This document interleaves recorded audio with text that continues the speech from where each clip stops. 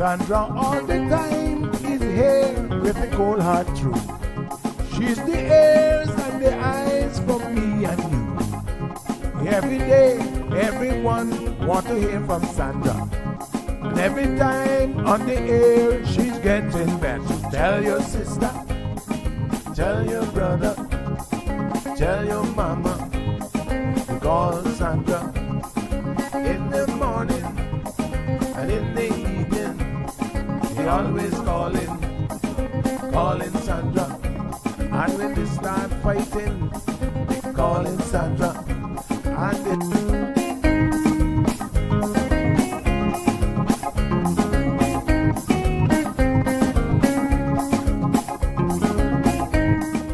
And That's right, folks. Everyone is telling their mama about the cold hard truth. Welcome to another episode with more truth telling, more problem solving, and of course, more tea spilling than ever before. Sit back, students, grab your tea and turn up the volume because class is now in session. Call in at 936-2626 because your voice matters. Share your opinion on issues that matter the most to you.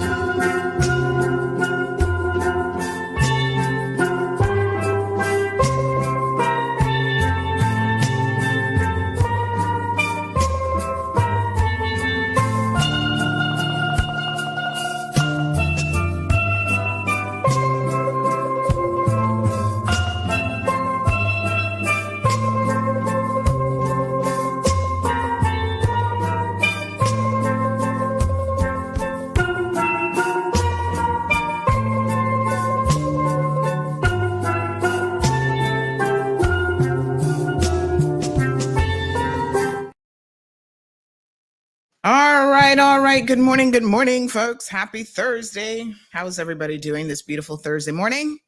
Hope that you guys are well. We're one day away from Friday. Weekend is almost here. And I know you guys are always excited about a little bit of weekend fun. So I have a trivia question for you guys today. Hold on one second. Let me thank Flo for our toll-free number. If you're a Flo customer, of course, you can give us a call, 936-2626. Uh-oh, where's my show phone? Hold on a second, honey child. Got to find that show phone first. Oh, boy.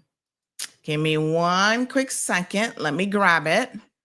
And then we're going to throw out a trivia question, and you're going to have to see what's up for grabs this morning in terms of giveaways. I think this one's actually pretty exciting.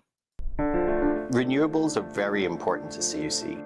The environment's going to benefit, the customers are going to benefit. It is the future. It's not a matter of if it's coming, it's when. We can't stop. We do need the change. Really, really excited to talk about how we're going to get a lot of renewable energy on the grid. We have been working on bringing renewable energy to Grand Cayman for many years now and produced our integrated resource plan back in 2016. Looking at how we can most effectively not only get renewable energy but reduce the CO2 impact of CUC's operations. You hear the comments or the misnomers that CUC is married to diesel, and quite frankly, that there couldn't be anything that's further from the truth. We know that renewable energy is the right thing to do. There's a lot of value by using renewable energy, battery energy storage within your integrated grid. A lot of time has to be put together to do your research, understand what it is that you're wanting to put out there. CUC has the ability to lead that transition, right? And be the first for not only Cayman, but the region. It's going to be so worth it. It's what I come to work for every single day. To know what we're working on is going to set the country up for success. It's going to be a foundational element of the economy. Bringing the public along with us is one of the key things to make a success out of it. Just to make sure that we're doing our part to reach those United Nations Sustainable Development Goals. Our team has been equipped, trained, developed. If we get a go-ahead tomorrow, we start. And I see it in the future, it's not that far away. It could be as little as 5 or 6 years away, where we'll have times of the day where we are 100% renewable.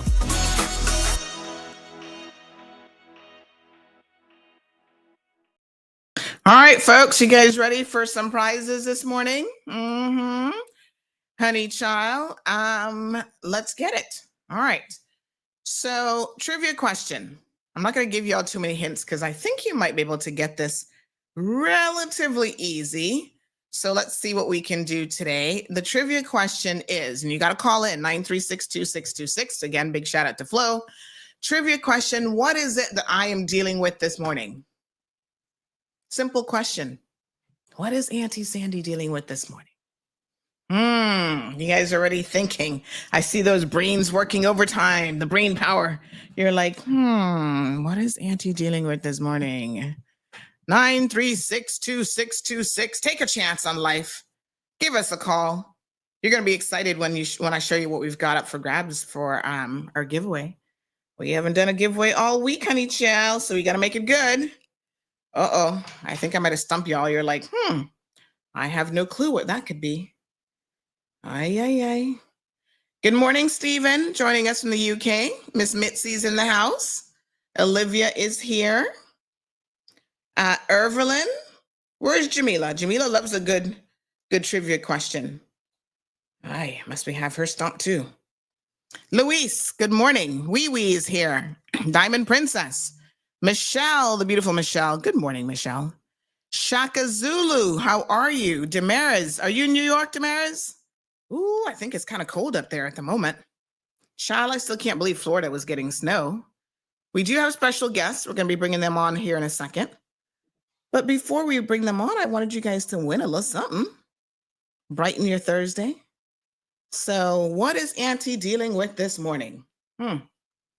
All right, let's see. Good morning, caller. Good morning. Good morning, Are darling. you dealing with a pain in your feet? Oh, God, I feel like I'm always dealing with that, but that's not it. That's a very good guess. And I'm going to say that you're kind of in the ballpark.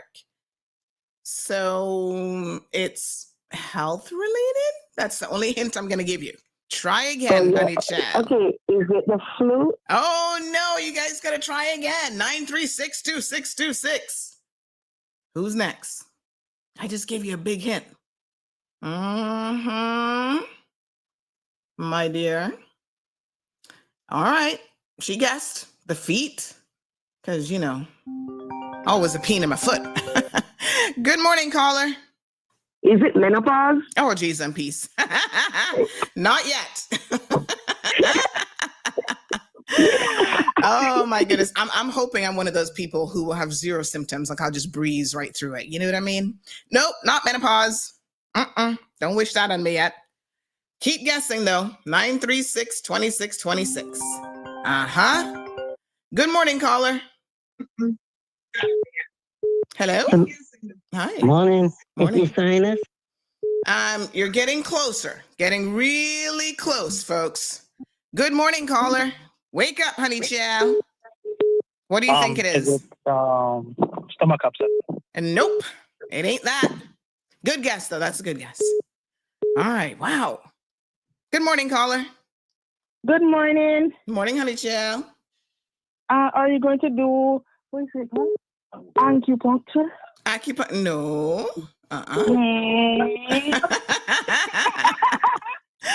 Good guess, but that ain't it. Morning, caller. Is it you're tested for COVID? Yes! Ding, ding, Yes, ding, that's ding, your ding, girl. ding. That's your girl. That's your girl. Oh, this is a smart girl in the class. Right? Oh my God. You get an A. You get an A+, honey A+. child. Guess what? When I was going to school in Wisconsin, I was under the black learning school, and one white boy said to me, "Oh, go back to so and so because you're too smart." I'm like, yeah. You were the smarty pants in class. Yes. So unfortunately, I have tested positive for COVID this morning. OMG. Oh my God. I can't believe we're still dealing with this. So yeah, that's what it is, honey chow. So listen, let me from tell my you. other number.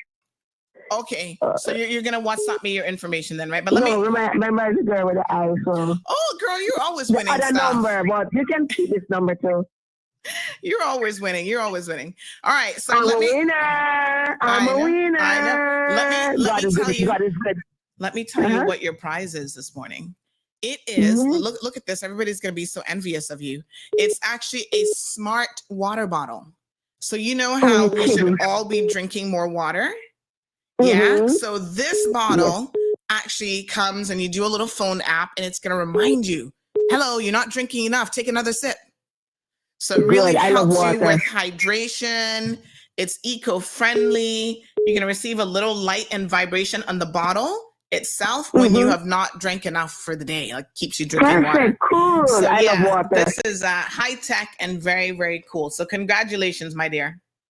Thank you. And just shoot me a quick message on the WhatsApp and I'll get you sorted out. Of course, it's not going to be the next couple days. I'm trying to stay away from people. No, that's okay. When you get it, you have my other number, so. Yeah. All right. No worries. Yeah. Congrats again. She said she's always been the smartest kid in class. That's good. Yes, honey chow. Auntie got COVID. Now, yesterday I was telling you guys, my sinuses, I was like, my sinuses are feeling a little bit like, not all that great. And then I said to myself last night, by the time I got home, I picked up Gigi and I started to get this headache. And I'm not normally a person that gets a headache. So once that started, I thought, oh no. And so I took a little allergy tablet and I was like, all right, let me just lie down. I told Marilyn, you're on duty tonight. And then Gigi and I were hanging out. Then poor her, she's got to have it as well because she was not feeling well. So I relegated him to the guest room and Gigi and I slept together, headache all night long. And I woke up this morning and I said, you know what? I think I still got a couple of COVID tests around the place. So let me just grab one and see what's going on. And the second I put the drops in, not even a full 5 seconds, bam! Look at that. Strong lines too. I was like, So I was with a few people yesterday. My apologies. I had to message them this morning and say, please get tested just in case. What you going to do? But thank God for those vaccines, folks, because I can tell you one thing. I've had 5 of mine now, and, I'll do a little antiviral treatment in a couple of days. I'm sure that I'll be just fine, saving lots of lives. So get your boosters. So yes, thank you so much for playing. Poor Jamila. She's like, no, be queen, pregnant. Honey, child, we passed those days. We're not going down that road. All right. So listen, got lots of guests in the studio. They're going to be talking about really, really important stuff. I do need you guys to pay attention and, get your coffee ready because I don't know what to say about what's going on in Parliament, but we're going to try to break it down. We're going to try to get an understanding. I know that everyone has, I think it was last week, we were talking about the port situation, whether or not there's going to be a referendum. So we have in the studio today, Mr. Wayne Panton and Andre Ebanks, as well as Miss Sabrina Turner. I think we're going to bring on Andre Ebanks and Wayne Panton first. And then Miss Sabrina, we're going to bring you on in a little bit to talk about some national security issues. Because, of course, the talk of the town yesterday is that 2 Caymanians are on the deportation list for Trump. And all of you have been messaging me, Sandy, who is it? I don't know. I don't hang out with criminals and deportees. I'm just kidding. I honestly don't know who they are. There's lots of speculation. I suspect one person is actually incarcerated, but I'm like, we don't want him back. You, America, you can keep him. So I'm not entirely sure, but Miss Sabrina will talk about that because, of course, border control and security being an extremely important issue. So let's go ahead and say good morning to our guests this morning. Mr. Andre, MP, good morning. How are you? Good morning. Can you hear me loud and clear? Oh, yes. We got you loud and clear, honey chow. Sounded good. You're sounding good. Yeah. Good morning. Good morning, Cayman, and good morning, Caymanians overseas. And I'm sorry that you are under the weather with COVID. Yeah. Man, it got me. This is only the second time I've had it, but hey, it's all right. We'll push through it. Good morning, Mr. Ween. You're looking good this morning. Yeah, good morning. I guess I can say I don't have COVID, but I'm really sorry to hear that you do. Thank you very much. And good morning to all of those watching and listening here and overseas. Yeah, absolutely. We always have a good crowd.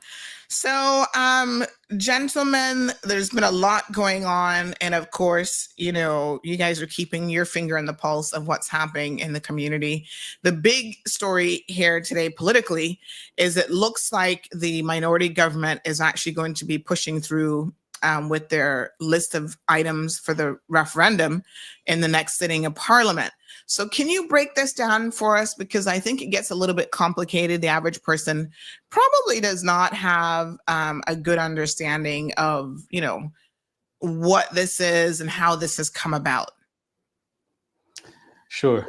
So to summarize, the minority government published a number of bills, with 2 bills in particular, the Referendum Bill 2024 and the National Conservation Amendment Bill 2024. The referendum bill, I believe, was published the latter half of December, maybe around the 17th or 18th, about there.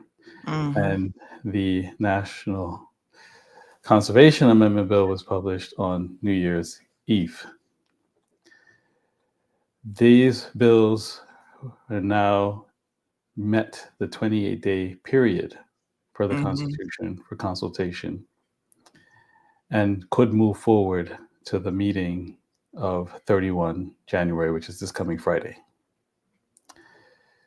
But our understanding,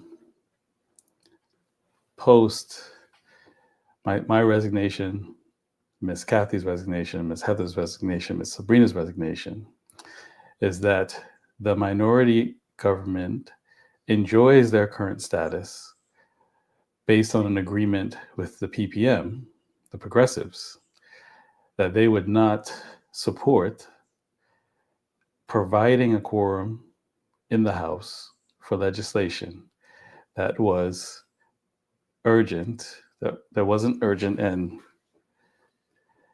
contentious. So they would help to provide a quorum, say it another way, if the legislation that was being brought was urgent and non-contentious. But in the case of these two bills, they're clearly contentious. So the question that we have to resolve before us is whether the PPM is going to honor their agreement with the minority government and not provide them with a quorum so that the House business would include contentious legislation.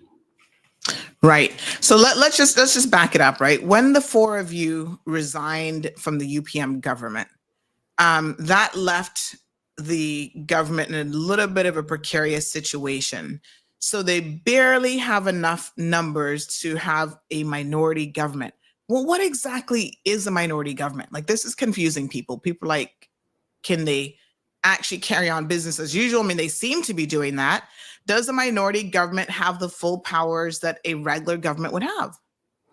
So a minority, good question. And this has precedence for this Mm-hmm. in the, I think, 2009 administration, where you have a smaller amount of ministers, so not the usual 8 plus the parliamentary secretaries. So in this case, you have 7. So there are 19 members total in the House. So if 7 are on the government bench, they're in the minority. They, as part of that minority government, can exercise their cabinet authorities within their individual ministries and as part and function as a cabinet. Mm-hmm. But in terms of being able to put forward matters that have to be dealt with in Parliament, they are not in the majority. And it takes at least 10 members for a meeting to have a quorum in Parliament. So any matter that needs to be dealt with by Parliament, a portion of the opposition would have to attend in order for them to have a meeting, a valid meeting of 10 members. So part of the reason for why we resigned is because we were bound by collective responsibility, saw a series of decisions that we would have had to have acquiesced to and have supported. And if you cannot do that, based on the principle of collective responsibility and the cabinet manual, then you have no other alternative than to resign. For the sake of stability in the country, because we've always been a stable democracy, the PPM offered to assist them to be able to have a quorum in Parliament to get through urgent matters that are non-contentious. So say, for example, to bring it to life for the audience, in the December meeting of Parliament, there was a set of bills for financial services that were to generate revenue so that the government could meet its expenses, have extra cash to meet its expenses that were projected for 2025. Clearly, that's urgent because none of us want the country to not be able to pay its expenses as they fall due in 2025. So we all turned up for that because that's clearly urgent and non-contentious. So the purpose of the minority government, or put it another way, a caretaker government, is just to manage the day-to-day operations of the country while we're in an intervening period between an election, which is now approximately 89 days away. It is not appropriate, and in light of the PPM's agreement, to want to put forward matters that are highly contentious, because that should be paused and allow the people to have their say in the general election of who should make up a fresh government that commands a majority to then be able to deal with significant matters. Wow. So, so why are they doing it? I'm confused. Are they pushing, Wayne, are they pushing the envelope of what could be allowable and constitutionally legal? No, I don't. It's not that they don't have the power to do it. You know, the issue really is, as Andre has clearly set out, that they are a minority government which is functioning by agreement with the opposition to effectively provide them with the ability to form a quorum in order to conduct Parliament. Now, they still have their executive authority in cabinet. They have the minimum number of people they have the minimum of five ministers in order to continue to exercise that. But they have been allowed by the governor to continue to function as a minority government in the context of this agreement with the opposition, the PPM, to provide this, to effectively agree to provide them with members to form a quorum in order to conduct Parliament. So this has been, I think the PPM have been clear, and Andre was certainly very clear in what he articulated at the time as well, which was that the opposition were agreeing to provide this, to cooperate to provide a quorum for Parliament to operate, subject to the clear proviso that the bills and any matters which were brought to Parliament were not contentious. And I think Andre had indicated that they had to be necessary as well. So this is where we have a problem now, because clearly matters that they are trying to drive through are matters which are obviously highly contentious and are not necessary in terms of any ongoing functioning of government and delivery of services to the people of this country. So it is an issue where they're simply trying to act beyond the agreed authority and the agreed position with the opposition, and that is in breach of the agreement. And effectively that means that the opposition shouldn't be under any obligation whatsoever to support them in conducting Parliament by providing the necessary additional members to form the quorum. And you were there, Sandra, at our meeting at the Seafarers Hall. I think that was the 13th of November, to explain in more detail our reasons for resigning. Yeah. And that's on YouTube and available for folks to see. Maybe we should probably pin that to the TCCP website. But in that meeting, you'll remember that we had no intention of trying to disrupt the country from having a functioning executive to the effect that it would have stability. We wouldn't want to do that. But at the same time, the parliamentary principle of collective responsibility holds. If you see a series of decisions that you feel have long-term consequences that you do not think are right for the country, if you do not step away, you are then bound by those decisions and have no recourse, whether to say within. So think of it as a board of directors. There are lots of people of your viewers who have actually sat on a board of directors. Once a board of directors makes a decision, no one knows who scrapped like tigers behind the scenes and didn't agree with the decision. You just know the board made decision A, and everybody on the board was there making that decision. Right. It should be kept confidential, which is what happens in cabinet, as to who agreed and who disagreed. But all the country knows is that decision A was taken.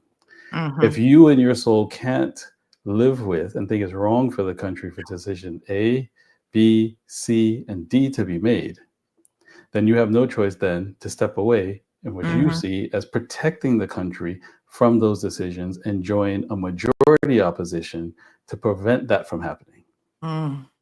So what's happening now is that the government still wants to have its way with these far-reaching consequences, notwithstanding that they have lost the majority, and still wants to push it through.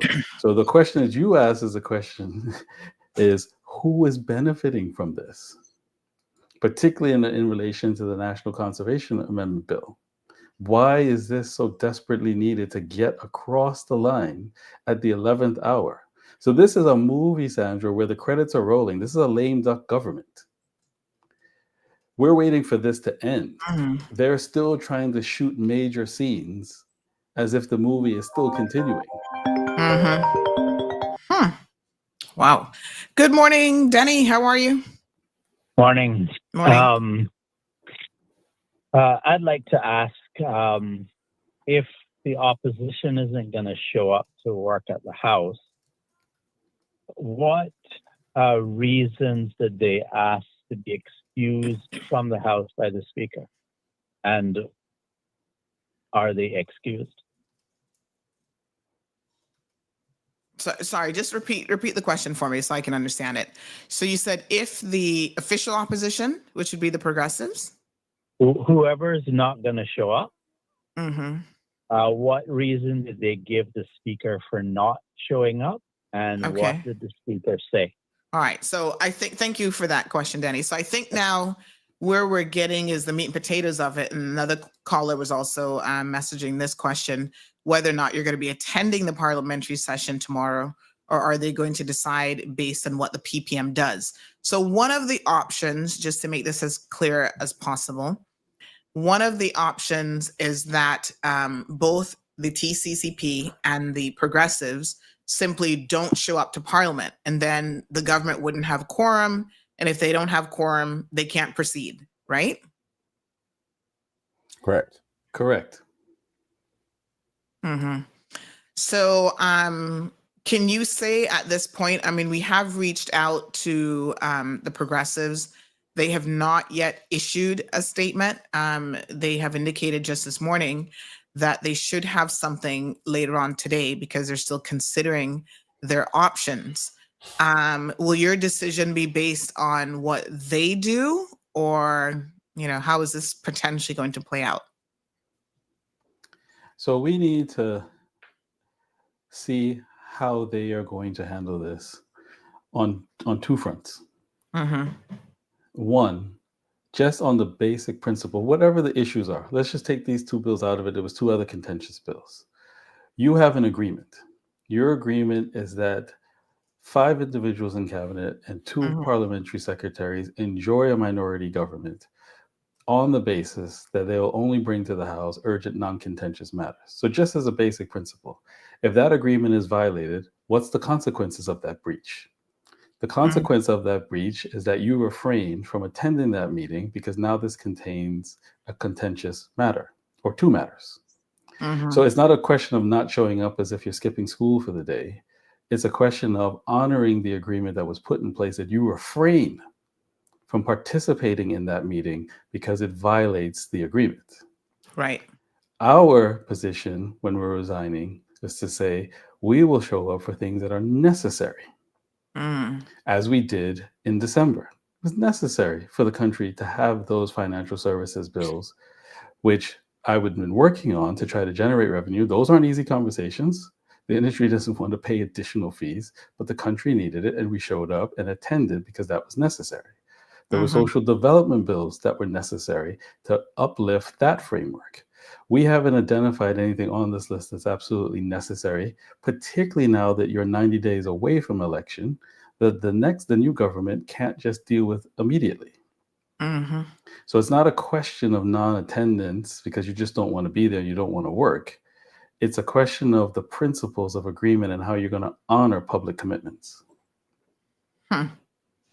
And to be clear, I think it's important to, again, for people to understand. I saw someone just said, "Oh, Sandy, this is so confusing." To be clear, the progressives issued a statement to us, which we reached out to them a few weeks ago now, I believe it is. I'm going to try to find it. But specifically, for example, in relation to that was January the 5th, in relation to the MCA amendments, we did reach out to them, and they issued a very, very clear statement saying that this was a quote from Mr. Joey Hugh, who is the current leader of the progressives. He said, "These changes, while we may be inclined to support some of them, are highly controversial. And the progressives, this in part what it read, and it went on to say, they fall outside the agreement that the official opposition made regarding the types of business we would support coming before the House. So really now it comes down to the progressives just holding true to their word and what they said as late as January the 5th, which is essentially they will not support any contentious legislation. And they did confirm, because when they first said that, when the minority government said that they would, try the minority government angle, I was confused about what they might even consider contentious legislation, because that's open for interpretation, right? And so it was important to get a clearer understanding from them whether or not, for example, the National Conservation Act proposed amendments would be considered contentious. And they have said unequivocally, without a doubt, that it is highly controversial was part of their quote. And so they would not be supporting that legislation. So we've got the National Conservation Act. We also have the referendum, which includes several things, including the port question, gambling, and marijuana. So decriminalization, right? So I'm assuming that equally they would be considering all of those things to be highly contentious as well. And I believe they have confirmed that in the public domain, specifically. Yeah. Mm-hmm. So we're not left to interpret what they mean by highly contentious. They've specified those two bills in particular. Yeah. Okay.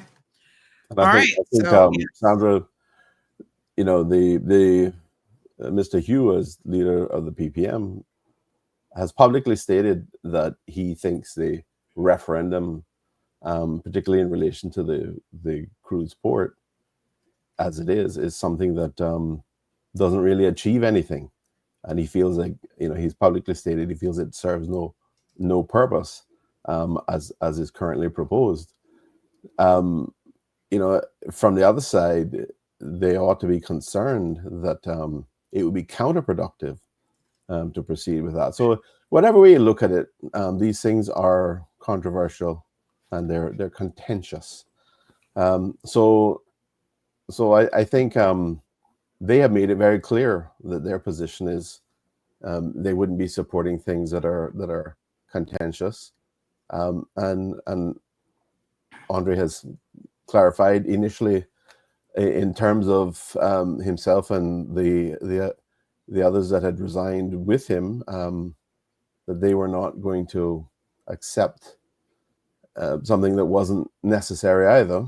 And under the party, the TCCP now, he has stated very clearly as well that remains the position. So we've also had the position from the PPM that nothing has changed, that their position remains the same. Mm-hmm. So I think everybody has taken a consistent approach. What is different is that this minority government has taken the position that they don't care what has been agreed. They're going to push ahead to try to achieve what they want. I mean, it is very interesting that all of they've said very little about the whole thing, other than perhaps the referendum on the cruise port. In relation to the NCA, they promised lots of public consultation, and there has been basically none.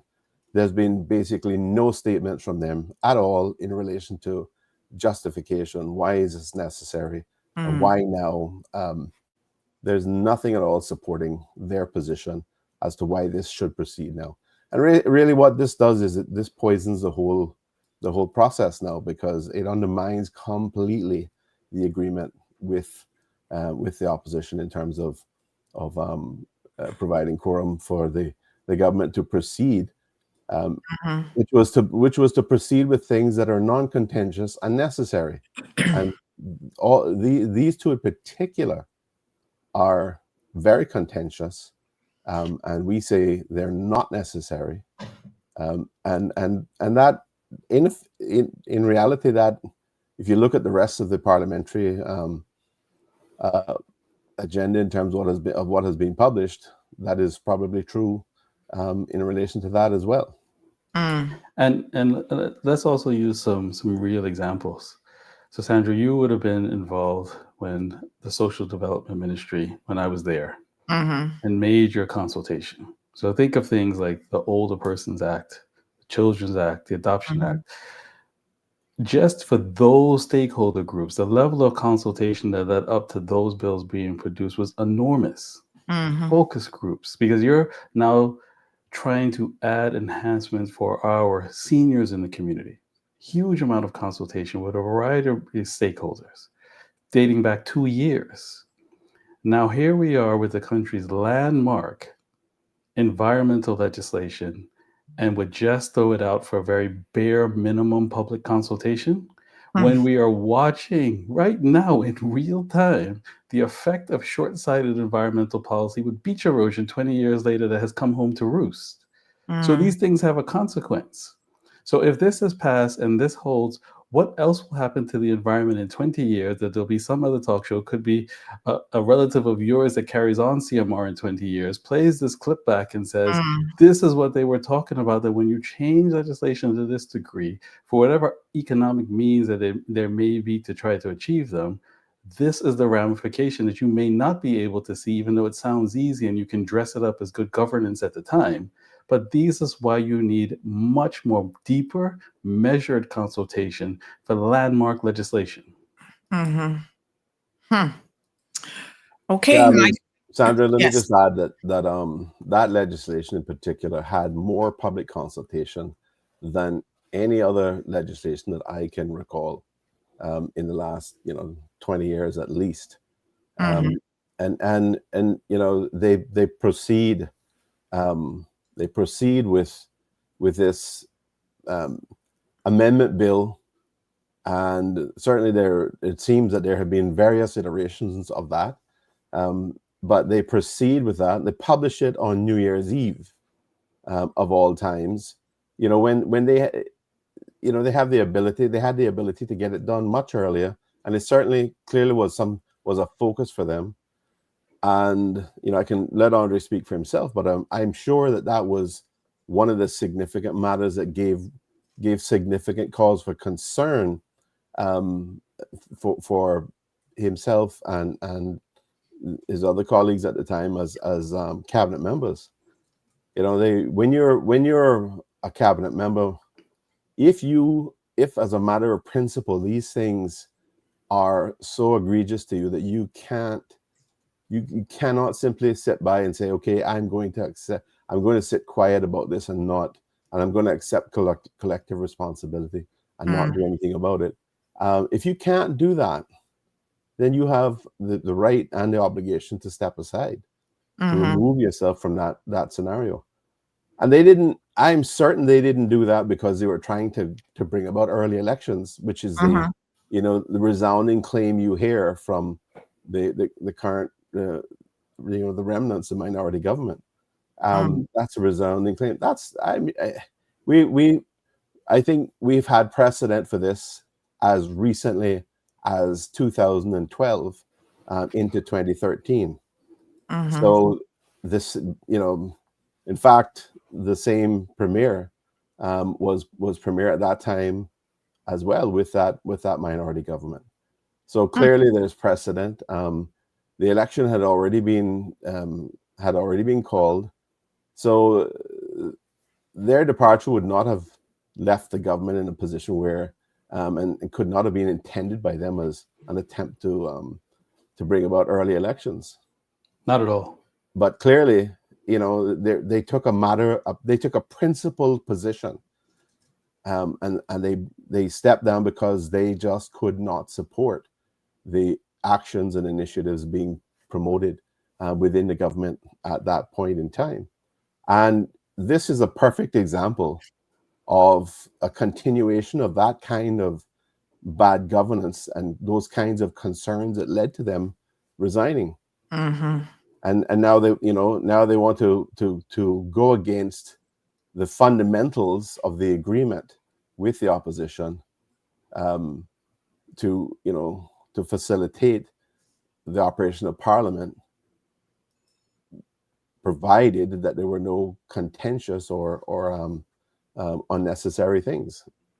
Mm-hmm. So I have, this is a terrible example of how to operate as a government. It is not a reflection of good governance at all, and it is. I think it very clearly sets out to the people of the country why the group of ministers and the parliamentary secretary resigned previously, and why this government should not be supported in pushing through anything that that they're trying to promote at this point in time. Mm-hmm. Now And that we should simply wait for the elections, right, for a government with a mandate to proceed to outline their policy positions and implement the legislation that they feel more closely reflects the views of the people of this country. We do have a comment from a listener who says, where a meeting is scheduled, they must be excused if they plan not to be absent.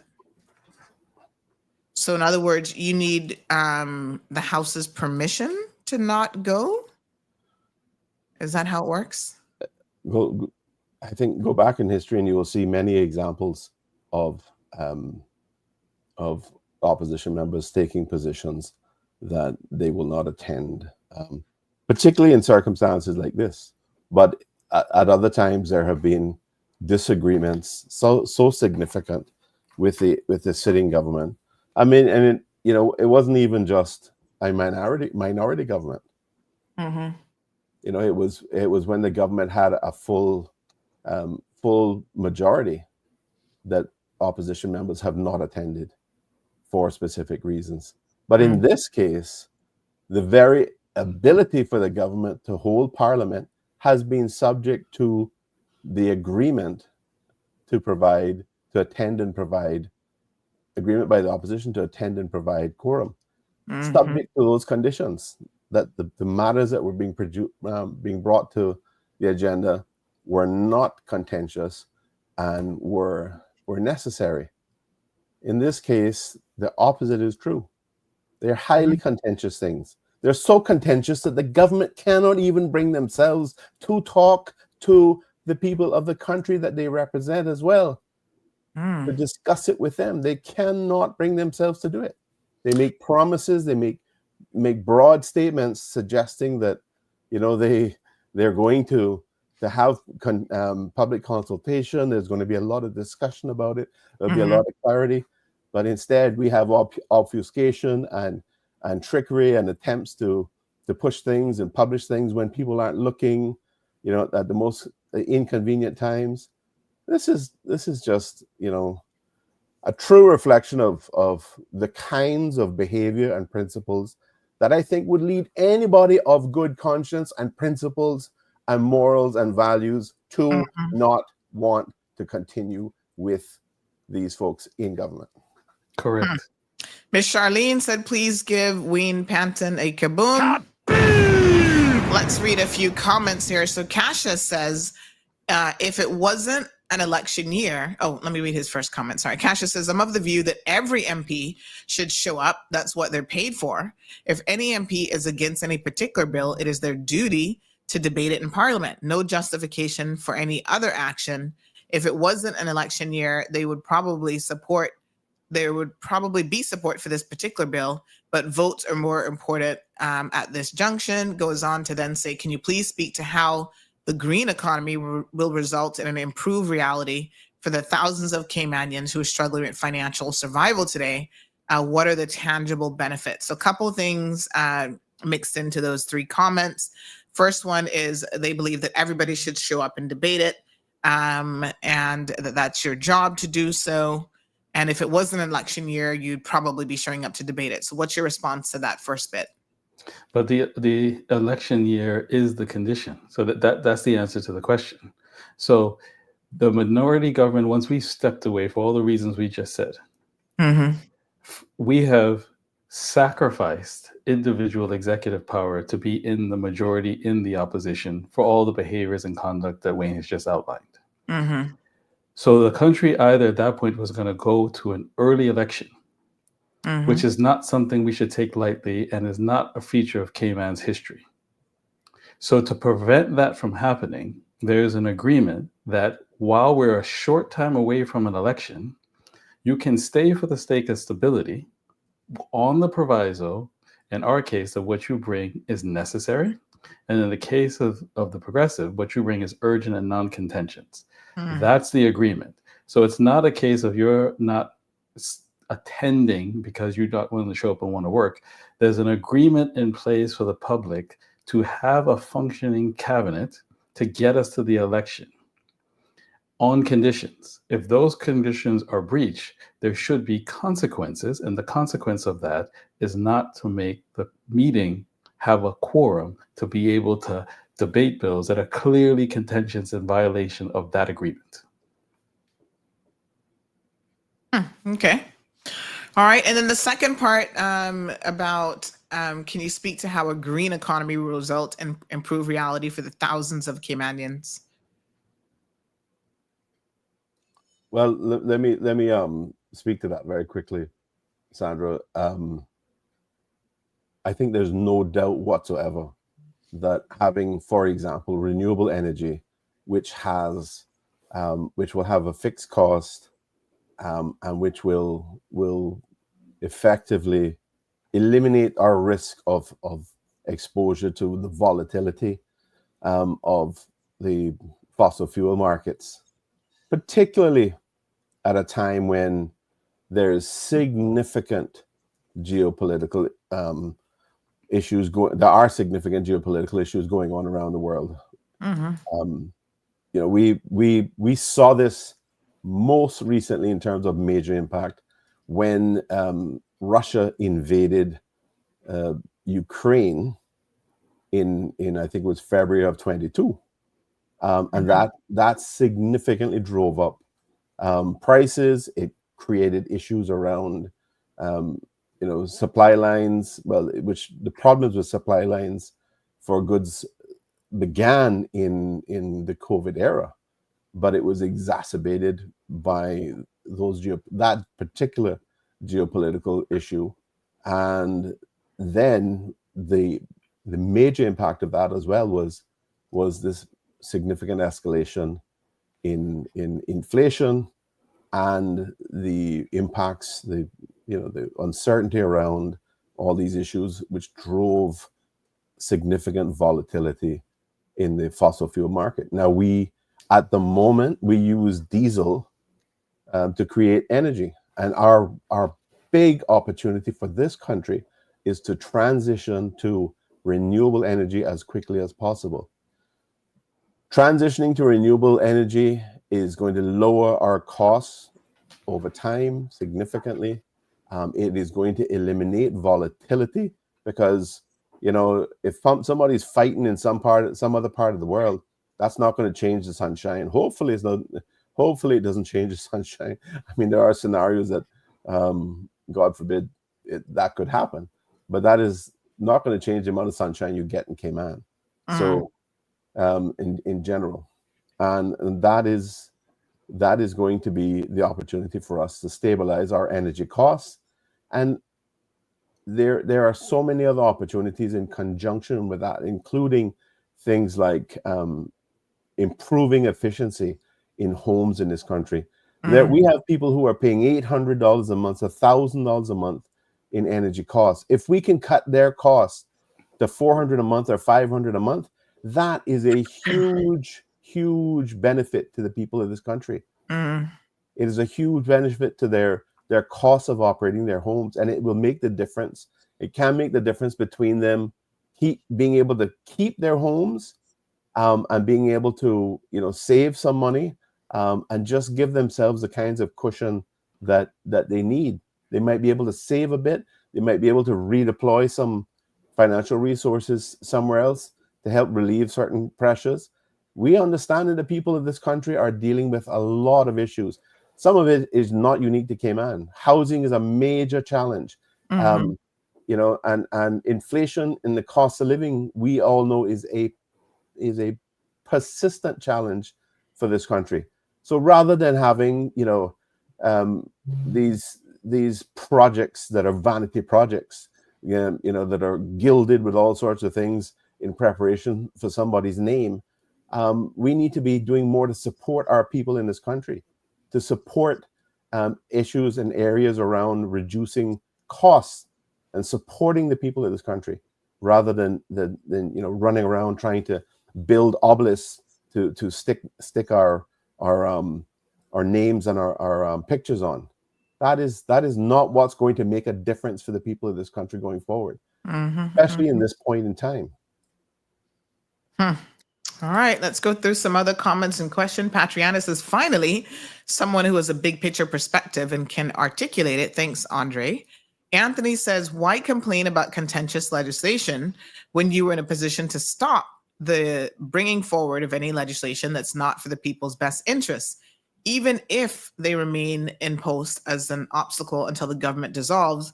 Make it make sense. So I think there's some people, Andre, and I know that you answered this question, but perhaps some people didn't have the benefit of seeing the meeting, although I know a substantial number did, and you provided, both you and the other three members provided explanations in terms of what was going on.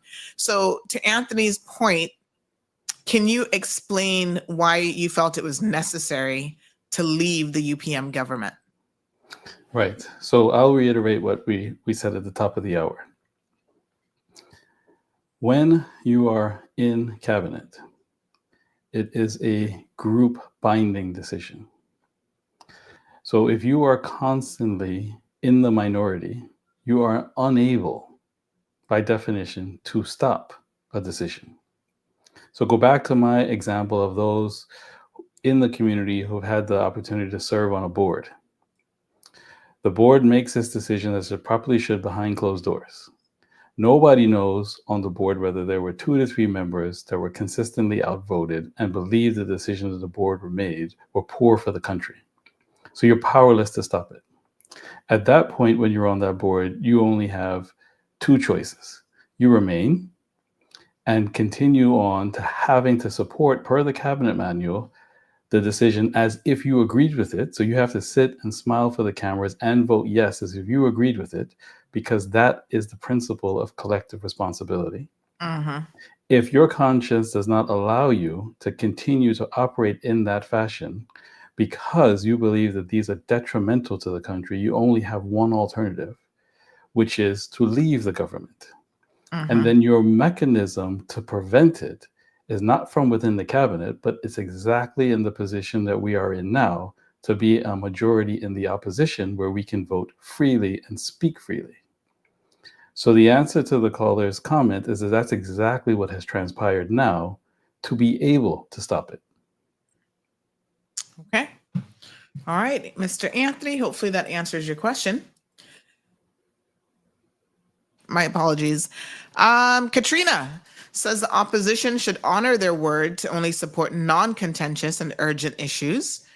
Michelle says quorum means that if they have 19 politicians, they need a minimum number to meet to decide something. So I think in this case, that would be 10. It would be unfair for 4 politicians to make decisions when the majority is not present. So if you don't have quorum, then they will not be able to pass decisions. Contentious means it is controversial, and generally that there would be disagreement between the politicians. So Michelle, trying to clarify it for anyone who is having some difficulties with those terms. Thank you, Ms. Michelle. Sustainable K-Man says, how can the Premier and the Attorney General justify keeping contentious issues like the NCA amendments and the referendum on the parliamentary agenda, despite clear public opposition and the minority government's mandate to only handle non-contentious matters? So let me ask a question about this. Did the minority government, when the PPM said, we will allow a minority government to exist with these conditions, did the minority government respond to that and said, yes, okay, sure? Or did they just kind of go forward and do what they needed to do?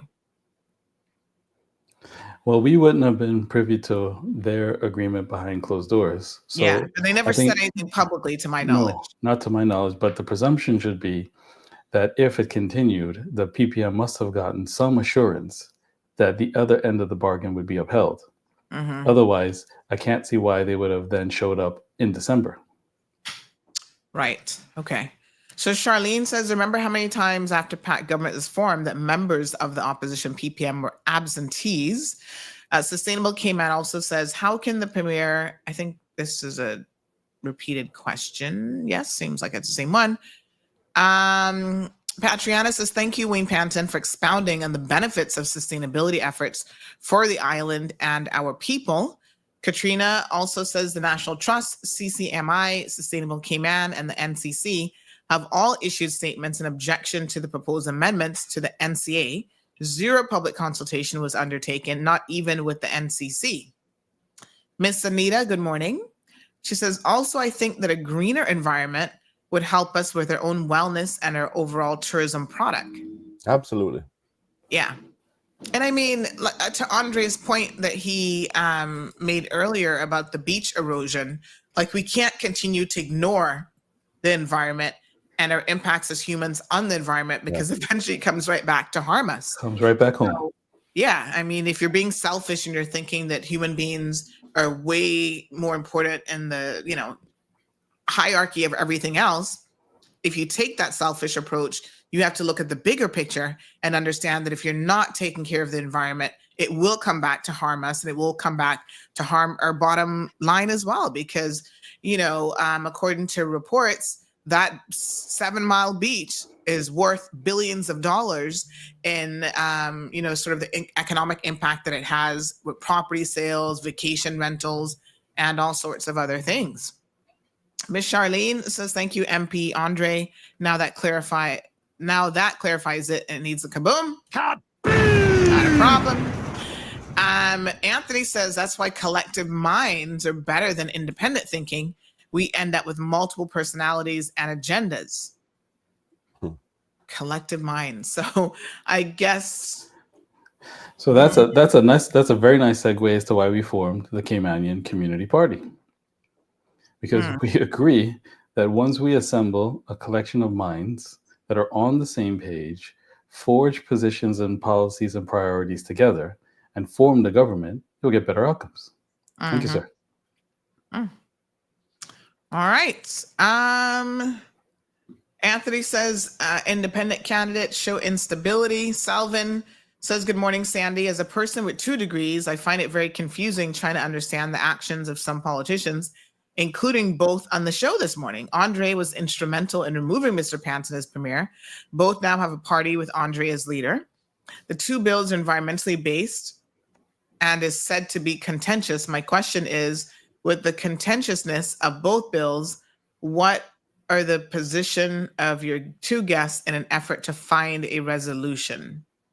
So, Andre, let's address this issue, because I think this one only you can answer in relation to, what transpired when Mr. Panton was removed.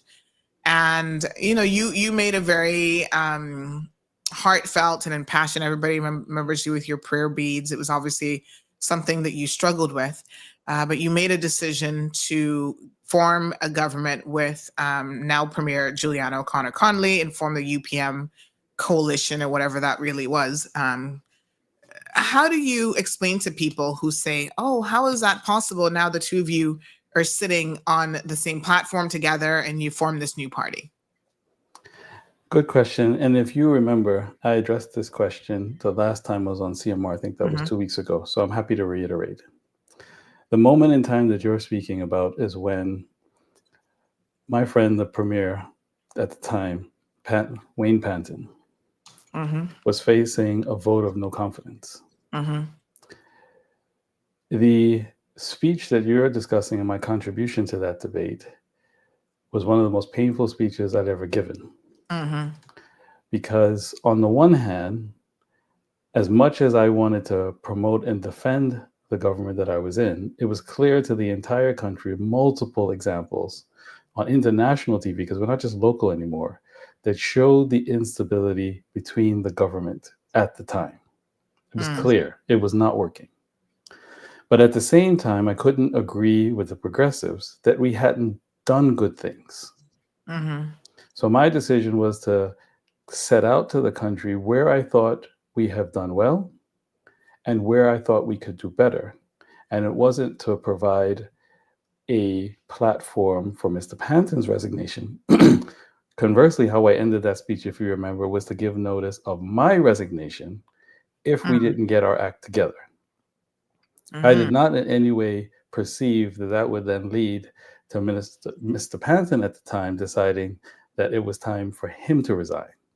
So my speech was not designed, to reiterate it, to motivate a resignation on his part. It was more to say to the country, we've done some good things, but I can't say we're doing it all well. You've seen the confusion and you have seen the tension and you have seen the discord. If it continues, particularly certain conduct that I highlighted in that speech, I can't stay in the future. Okay. So thanks for the clarification, because I think a number of us, I know you abstained from the vote, and a number of us saw that abstention as essentially a vote against Wayne Panton, and you're saying that that isn't exactly what that was. No, because if I was to vote against it, would have been no. I abstained on the basis that we are not doing it correctly in all aspects. And I'm providing notice that if this continues, I can't stay. Right. Which eventually is what you ended up doing under the leadership of another Correct. So now let's bring that example forward now, because then we were now 2 years away from a general election. So the choice to be made after Mr. Panton resigned is that do we break down as a country, which is not within our political history, in the middle and have an election, or for the sake of stability, continue on to do work that we can get done in the meantime, if a rearrangement would be better served. Now, if you fast forward to where we are now, we're now only 90 days from an election. At the time that we resigned, we're only about 5.5 months away from an election that was coming up on the horizon. And now, having seen that the rearrangement did not provide greater stability, did not resolve the discord, and led to even worse outcomes, it was time to leave at that point and honor what I said to the people in that November speech, that I had to then trigger my notice that I would resign if this continued. Yes. Well, thank you for that, because it looked like Al Ray also was thinking that was a good question to answer. He says, yes, Andre, explain that, seeing that Juju is now running Cayman into the ground financially. Let me just see here. Michelle says protecting the environment is more about protecting ourselves. The environment will ultimately survive, but we might not. It's hotter than ever because of the lack of trees. Morning to Miss Lucille. Saying that Cayman is not the only place where energy is a problem. It's a worldwide issue with inflation and everything in the sky at this moment, but I pray things will get better for everyone. Good morning, caller. Welcome to the program. Good morning, and good morning to Mr. Panton and Mr. Ebanks. Now, good morning. I joined you. Yes, I've just joined you, so I don't know if you've dealt with this issue about the absence, about the standing order which talks about absence. If you haven't, it is 4 lines long. I would just want to read it and then ask if you've complied with it. Can I do that? Yeah, sure. Okay. Yes, the standing order is standing order number 6. It says it is the duty of a member who is unable to attend a meeting of which that member has had due notice, or a meeting that is adjourned to a later date, to inform the clerk as early as possible of that member's inability to attend, and where necessary, whether that member has obtained written leave of absence from the governor under Section 52(1)(d) of the Constitution. 52(1)(d) just gives the governor permission to allow the premier or a minister not to attend. In other words, when you give notice, if you are one of those two, you would have to say, well, I'm not attending because the governor says that she has given me permission. So have you complied with that standing order? That's all I'm asking. Thank you. Thank you so much. So I think I'm understanding him to say that the standing order requires you to, I guess, notify and get permission to not attend. Is that what that standing order essentially says?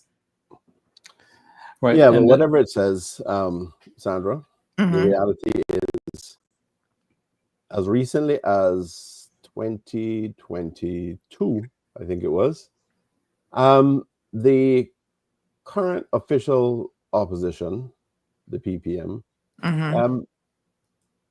did not attend a parliamentary meeting because they were upset about something.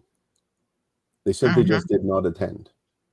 So in this context now, we have a minority government which has, with the nod of the governor, continued as a government, as a lame duck government, which relies on the support of opposition members to conduct parliament, subject to conditions. So clearly, if those conditions are breached, if they're not satisfied, then the opposition is under no obligation to support this government. This is not a majority government. This is not a normal government. You know, the expression, the opposition may have its say, but the government may have its way. That happens, that exists when you have a normal majority government. This is not a majority government. This is a government that is operating with the assistance, with the support, subject to these conditions of the opposition. So if those conditions are breached, the opposition members should not be continuing to support the government, particularly for things like these particular matters that have poisoned this agenda now. All right, Mr. Johan in the house. Good morning, Johan. He's here for class, front and center row. He says PPM agents / diehards are always working the comment section in desperation to try to trip up Mr. Wayne Panton and MP Ebanks whenever they show up on CMR. Hashtag Politrix. He says, stop trying to be cute or play smart. Do y'all get paid per post / comment? What a mess. He goes on to say that was for Selvin and the PPM Massive. Selvin Richardson, you have a master's in revisionist history, Owa. The false narrative / summary does not reflect the facts, given the many times that this has been explained in multiple platforms and via media coverage, etc. Try harder. Hashtag try harder, Bobo. What a hot mess. Lanny says, no more words to say. Charlene agreeing with Johan. I tell you. Dee says, why continue asking the same question? He did speak on that question before. Make it make sense. Well, it's not a bad idea, Dee, to sometimes clarify, because there might be some people, now we're up to over 435 people. Some people may not have joined at the beginning, so maybe they didn't hear it. So we just want to make it absolutely crystal clear, and there's no room for, confusion. So this person says, good morning. One more crisis, the disaster that's on the roads around the post office. It's been 2 years, and all that has been happening is putting down and ripping back up. This morning, it's blocked in one area, and the route is completely redesigned, and no notice given. It is a complete disaster. There's also no end in sight. Neither is there a reasonable game plan. The traffic this morning is getting to work in the middle of town is a disaster. Another person says, morning, just started listening. Is the opposition going to come to Parliament so that the government has quorum, or is it just the other four? So again, that is the question that we don't yet have an answer for. So thank you. And we have reached out to the official opposition, which is the Progressives, and we've asked for their position, and they have said that they will be issuing a statement hopefully later today, because they are still considering their options. Folks, just FYI, there is an accident there on 7 Mile Road by the Rubis gas station next to Pizza Hut. That's West Bay Road. So please do your best to be careful on your morning commute. The best team, says this listener, the best team to go with is TCCP. I'm with them all the way. They have the experience and knowledge that is needed, and I have to remain anonymous because of working for government, but this is my team. Good morning, caller. Yeah, good morning. Morning, dear. Yeah, I just want to make a statement on the real estate that came on. I just feel like the issue with Cayman real estate would never go down because the people that buying properties dictate the market. For example, if I buy a lot for $100,000 in a development, and another person buys $100,000 lot, then I put my lot for sale for $350,000. Somebody can buy it for $350,000. I register it, land and service. What do you think that happened to the whole development? Everybody wants to live lot for $350,000. So the problem with Cayman, the people dictate the market is what they're willing to pay for the property. So we need to put some laws in to control exorbitant prices on property. So the market can never go down. But everybody at the prices what they're willing to pay. That's what I got to say. Thank you so much, sir. 936-2626 again. Toll free if you're calling from Flo. Balika says that the standing order number 6 does not make any exceptions. Only Parliament can suspend the standing order. So Mario, it looks like this is your first time on the program, and we do not encourage that sort of behavior in the comment section. So you'll get your first and only warning to tune it down a little bit. I'm sure there's a better way for you to respond to Johan if you have a response. Salvin says, Johan Moxham, maybe you're aware of the process, amount, and players when it comes to getting paid political, but I don't. Okay. What a hot mess.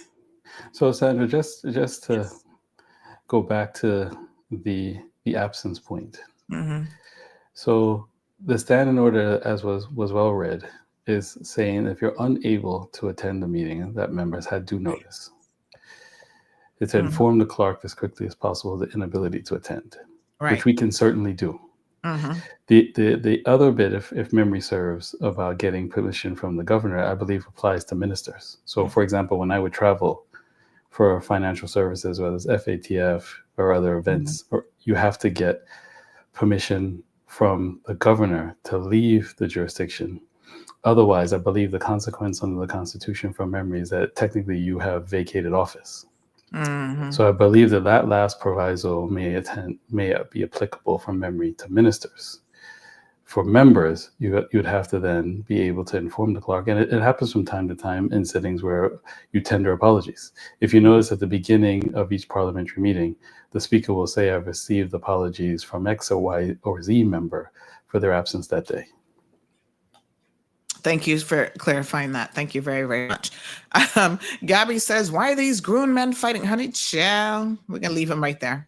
And Mario, we do notice your account is a newly created fake account. So calm down because, here in the program, we believe everybody has a right to their opinion, but we highly find fake accounts suspicious.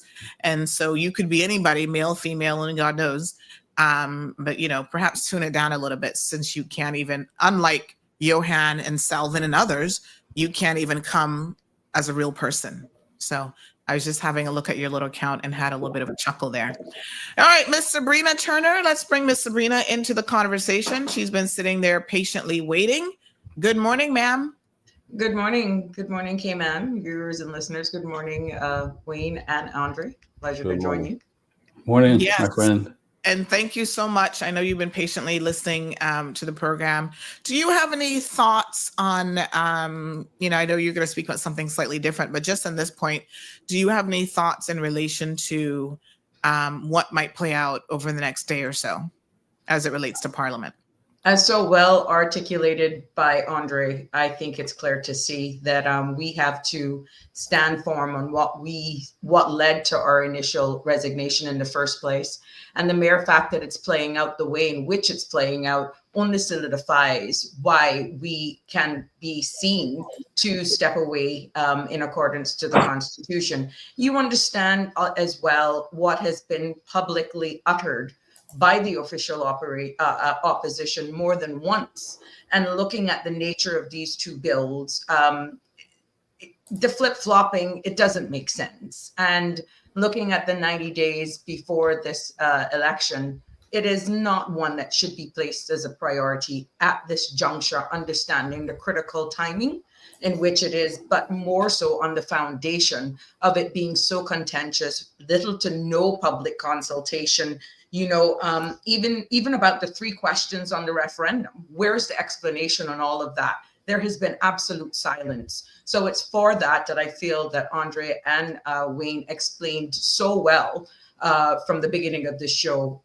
We stand in solidarity with our decision, and speaking individually, I stand on those principles. Mm-hmm. All right.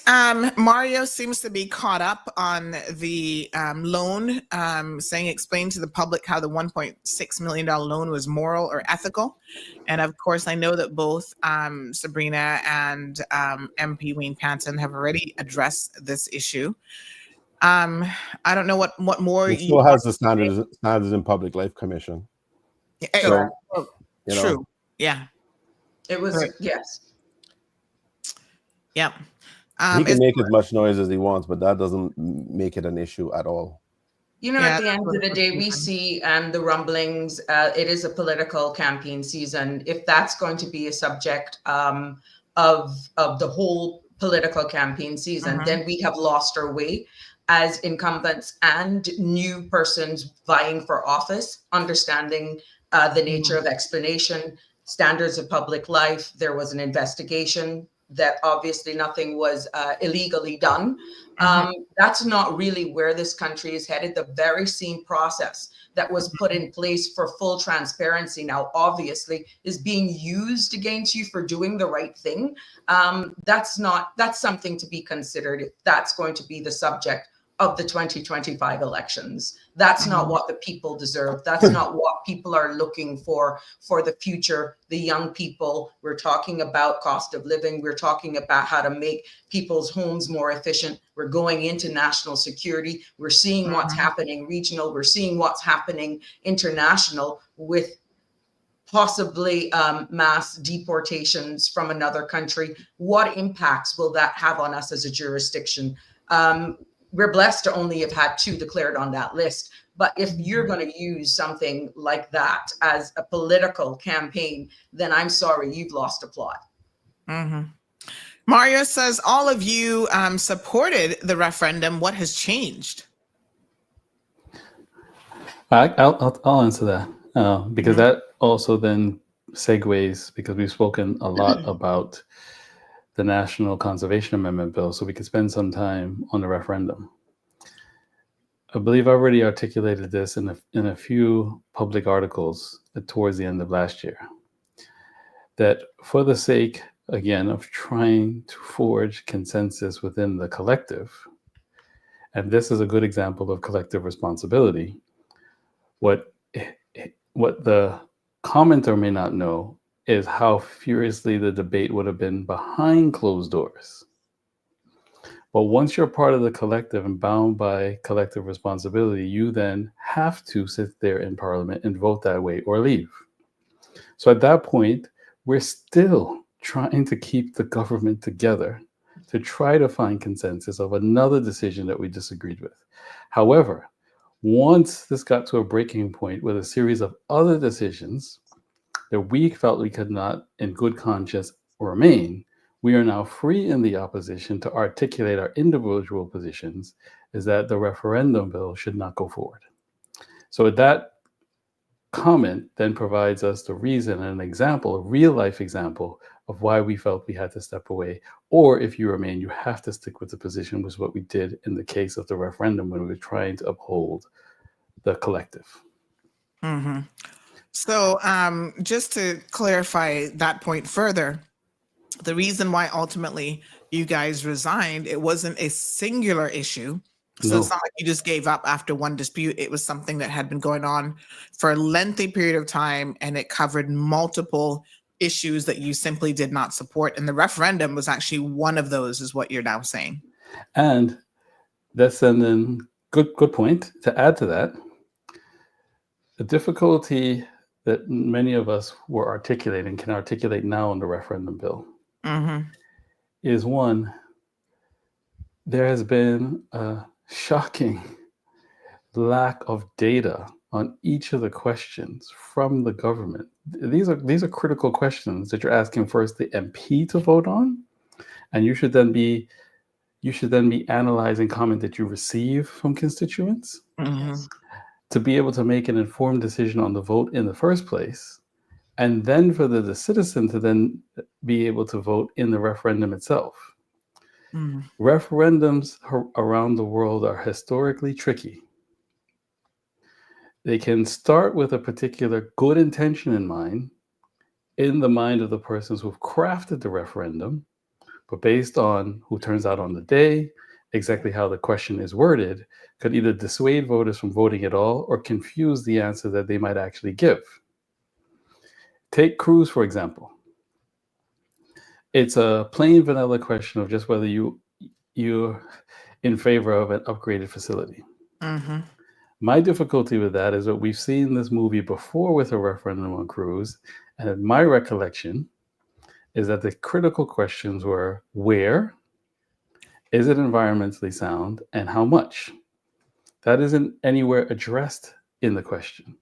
So while we're sitting on the government bench and debating that motion, we knew that when the leader of the opposition got up in rebuttal to the bill, those of us who were basically saying the same thing behind closed doors to the majority in cabinet are thinking we can't actually argue against the opposition leader because he's articulating what we're seeing as a deficiency with this referendum.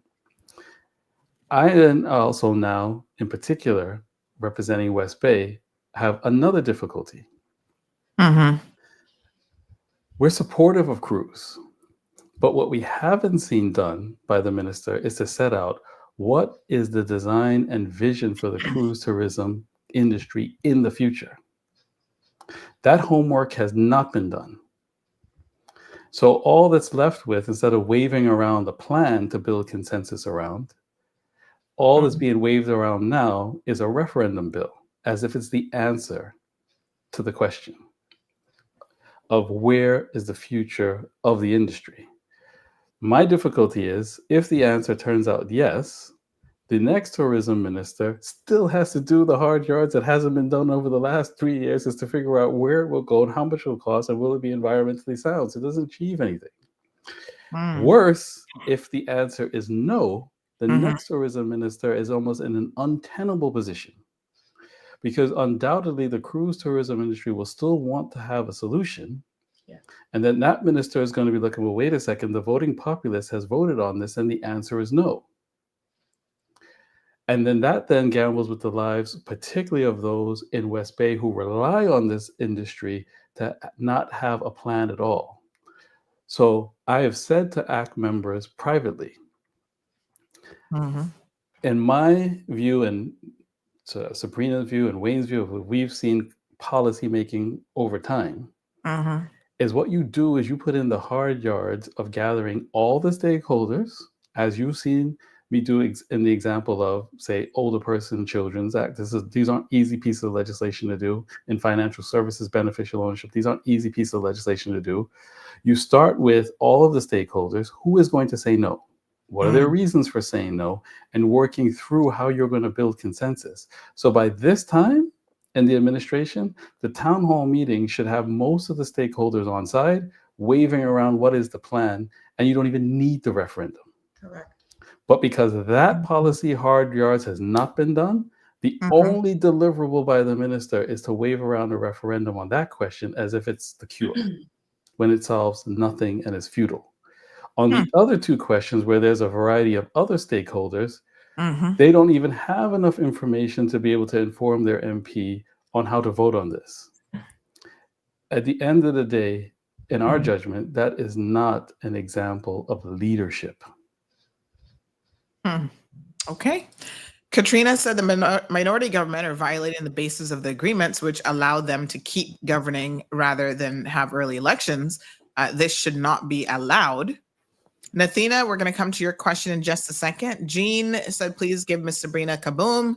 Charlene says, please give Andre kaboom. Well said, lack of vision. We'll give one kaboom for both. Kaboom! Elizabeth says, kaboom. Pat says, data-driven decisions. What we say here, the triple D, and another kaboom yet again. Elizabeth says, thank you. Couple questions here. So I know, Nathina, this was answered the last time this group was on.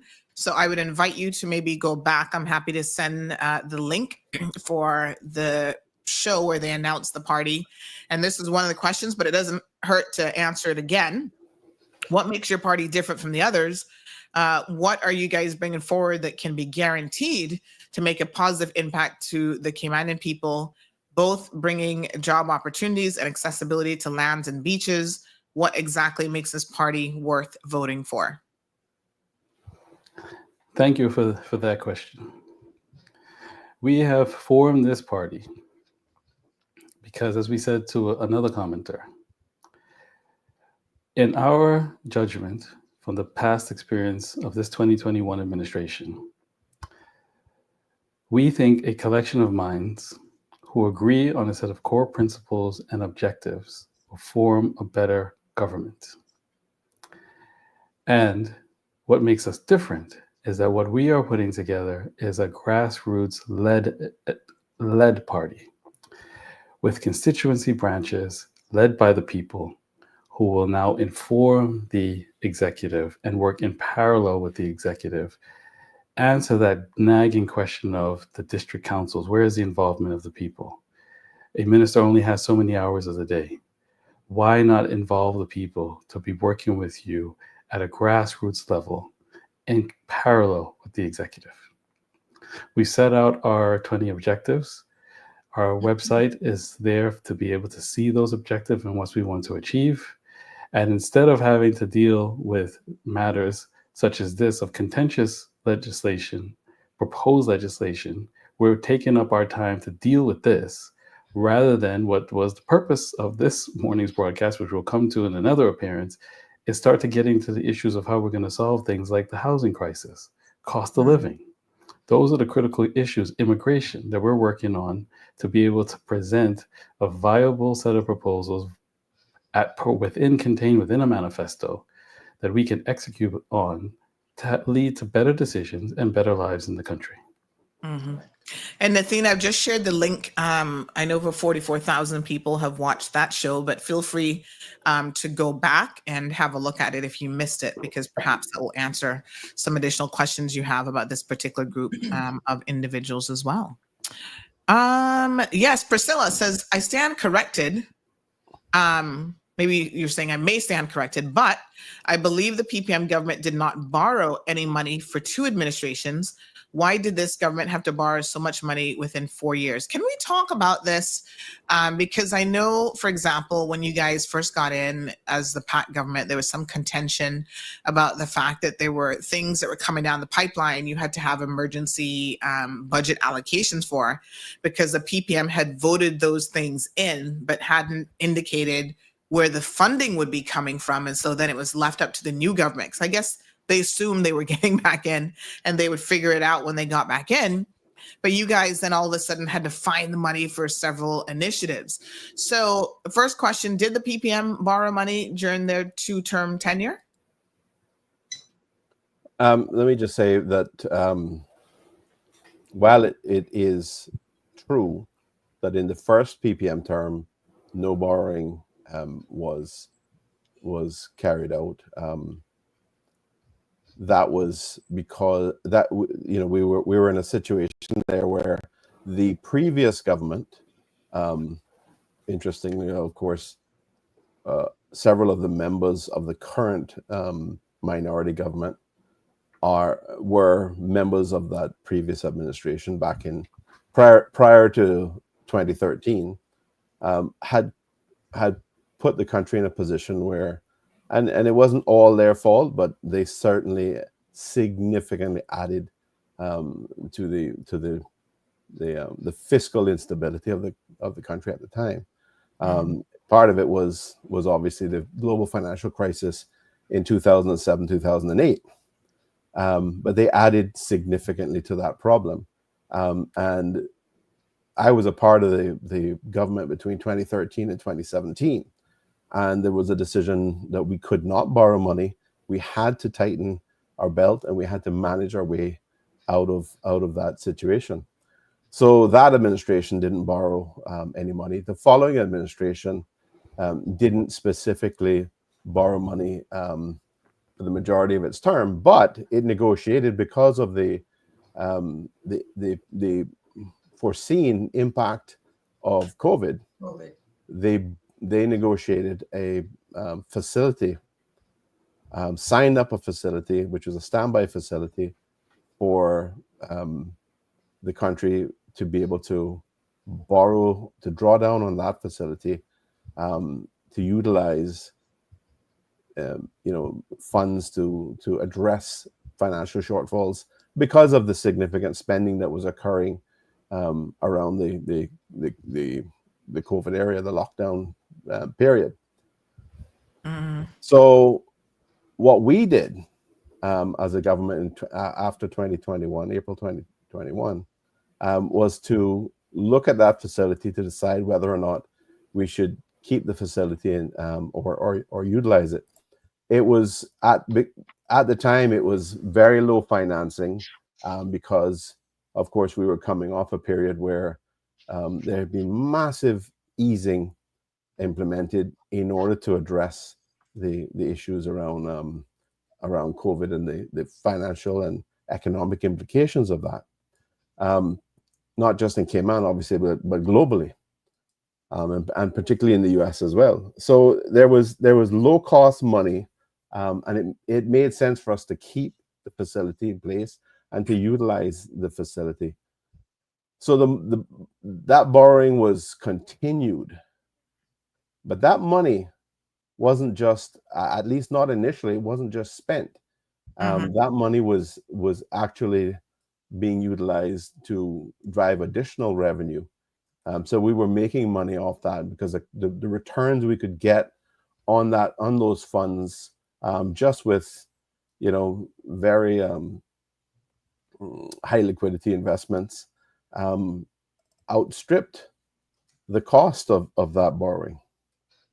The issues that came up after that was obviously the leadership continuing to push spending on a variety of areas, and then that ultimately resulted in the leadership, meaning the premier, deciding that, as finance minister, deciding that this additional 150 million in borrowing would be carried out. Of course, that borrowing, I'm not sure if we know what the terms of it are. I don't think they've publicly disclosed it, but that borrowing is obviously going to be at much more expensive terms than the original. So it's not just a comparison of did the previous two administrations of the PPM not borrow money, right, versus the more recent one. I mean, the more recent governments have had to deal with the implications of the impact of COVID, and the depletion of reserves. But my position is that the fiscal position of the country should have been paramount in decisions, and much more spending was implemented than was safe and appropriate at the time. And if I could chime in there, thank you, Wayne. Excellent points. This also led to the reason to increase financial services revenue fees. So remember this classic example of the credit union? Yes. So Sabrina was there, Wayne was not. I was asked to look high and low for as many fees as possible, because if worst case scenario, the facility may have to be even larger, the borrowing facility might have to be larger so that the country can meet its obligations and expenses in 2025. You, Minister, are on a portfolio that has a series of financial services license fees.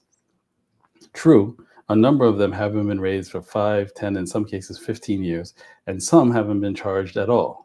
So go look high and low to see as much as you can garner, to see how much can be met by the increase of fees, i.e. taxes, to limit the amount of borrowing to pay for expenses.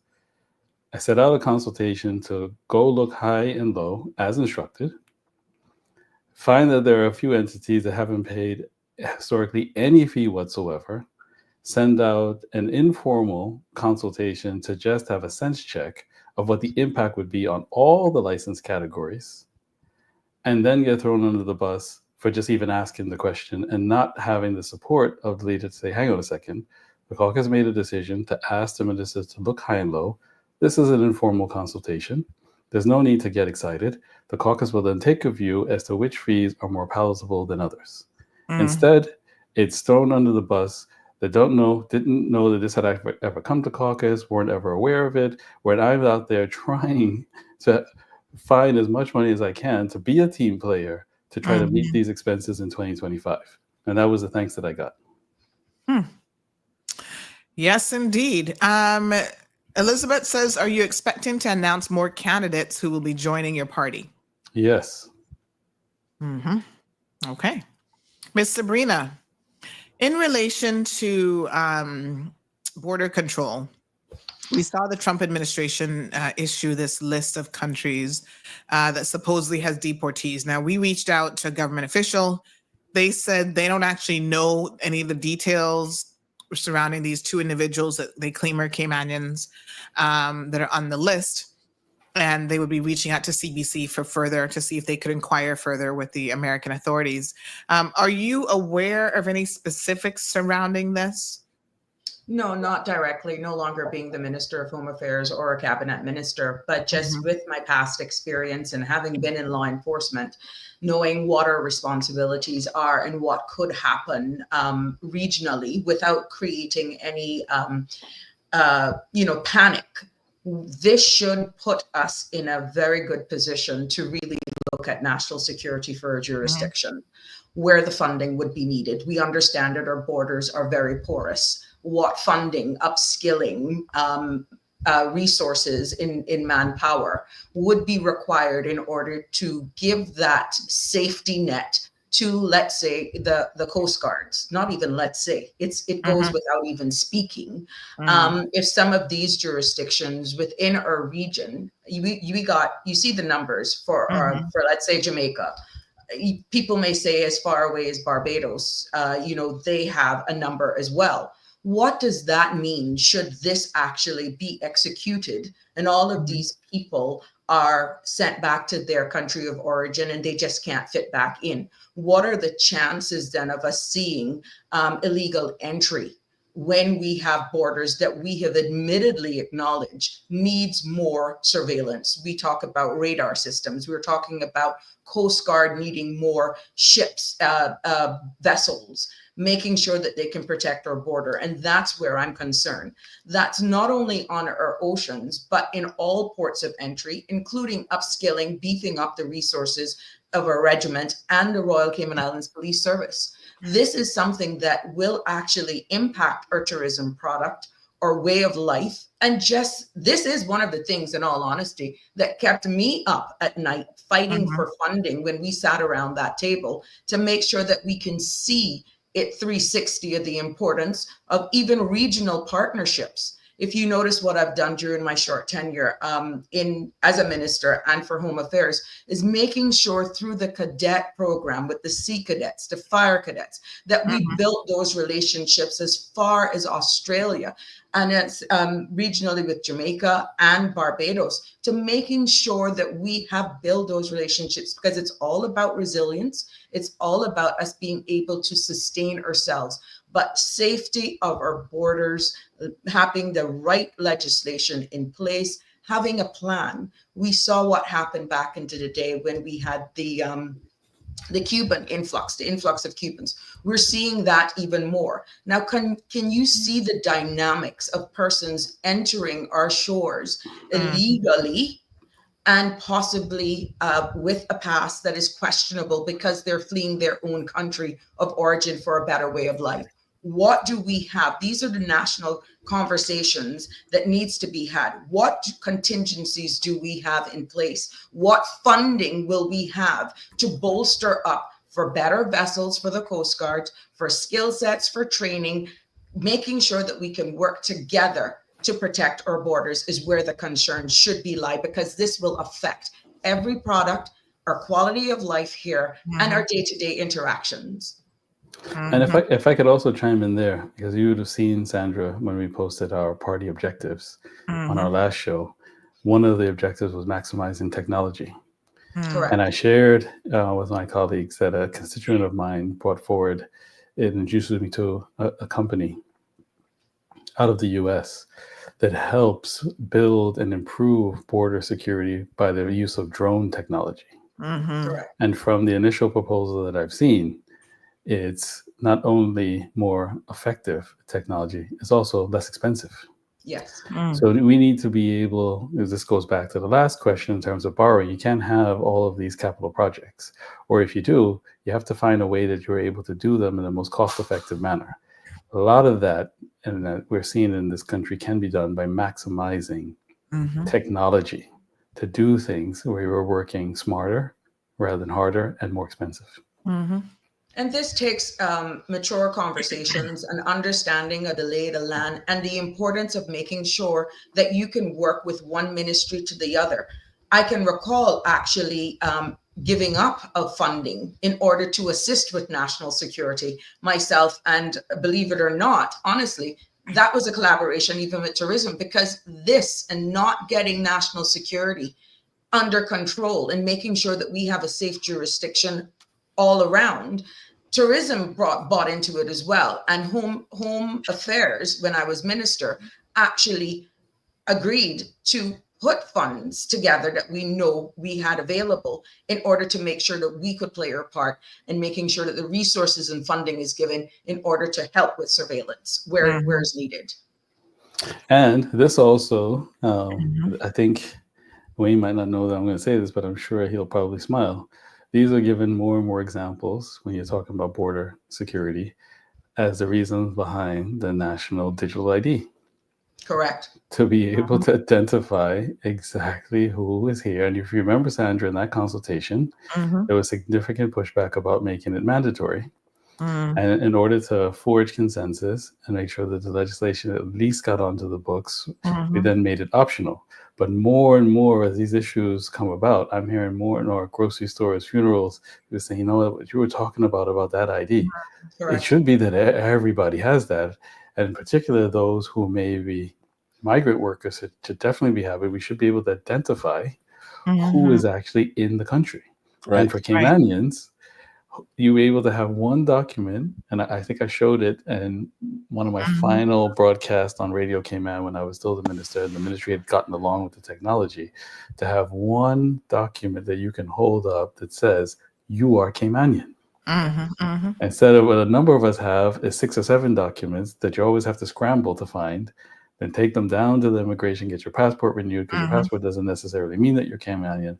To have one document that you can show up that proves you're Caymanian, or work permit holder, so we identify exactly who is in the country. Correct. Working smarter, not harder. And you're talking going back into the use of technology and AI. You're looking at even the use of drones, as you alluded to, Andre. That I know for a fact right now, funding was provided for MRCU that fall under my responsibility as Ministry of Health and Wellness. And I know for a fact that there have been staff that has been sent overseas to learn and be certified how to use drones to get into hard to reach areas for larviciding. Look at the job opportunities. Look at what that's exposing them to. And this, these qualifications far expands, that goes with them. So again, we have to just be willing and make sure that as leaders of a country sitting around the table, when we're looking at priorities, that we can do it in a fashion where we can prioritize and we look at and still be aware of what's happening around the world and its impact on us regionally. And if I could add one more thing, Sandra, and this will probably help you because I know you have COVID, so you can relax your voice. Yeah. But let's draw technology back to the question of, say, cruise tourism. If you're the sitting tourism minister, what other technologies or innovative approaches have come along so that you can have sound, sensible environmental stewardship that can go hand in hand with cruise? But because the PPM's plan was published, there was no consultation done by the minister on that. you don't really have now a true reflection of what could be possible. So we're not on a collision course between the environment and cruise tourism. They can go hand in hand, but we need to do the hard policy yards of data-driven decisions to see what might be possible that can be done for the country as a whole. Very good. Yeah, I mean, and let's put it in context, right? Everywhere else in the Caribbean is focusing on sustainable approaches to all industries, to tourism in particular, because it's such a significant part of their economies around a lot of the Caribbean. And without taking a sustainable approach, you run the risk of degrading your tourism product. You run the risk of degrading the country's or the government's financial stability and financial position. Yes. I think people tend to miss the critically important aspect of sustainability. It is not just about the environment. It is three separate things. It is the economy, it is about people, and it is about the environment.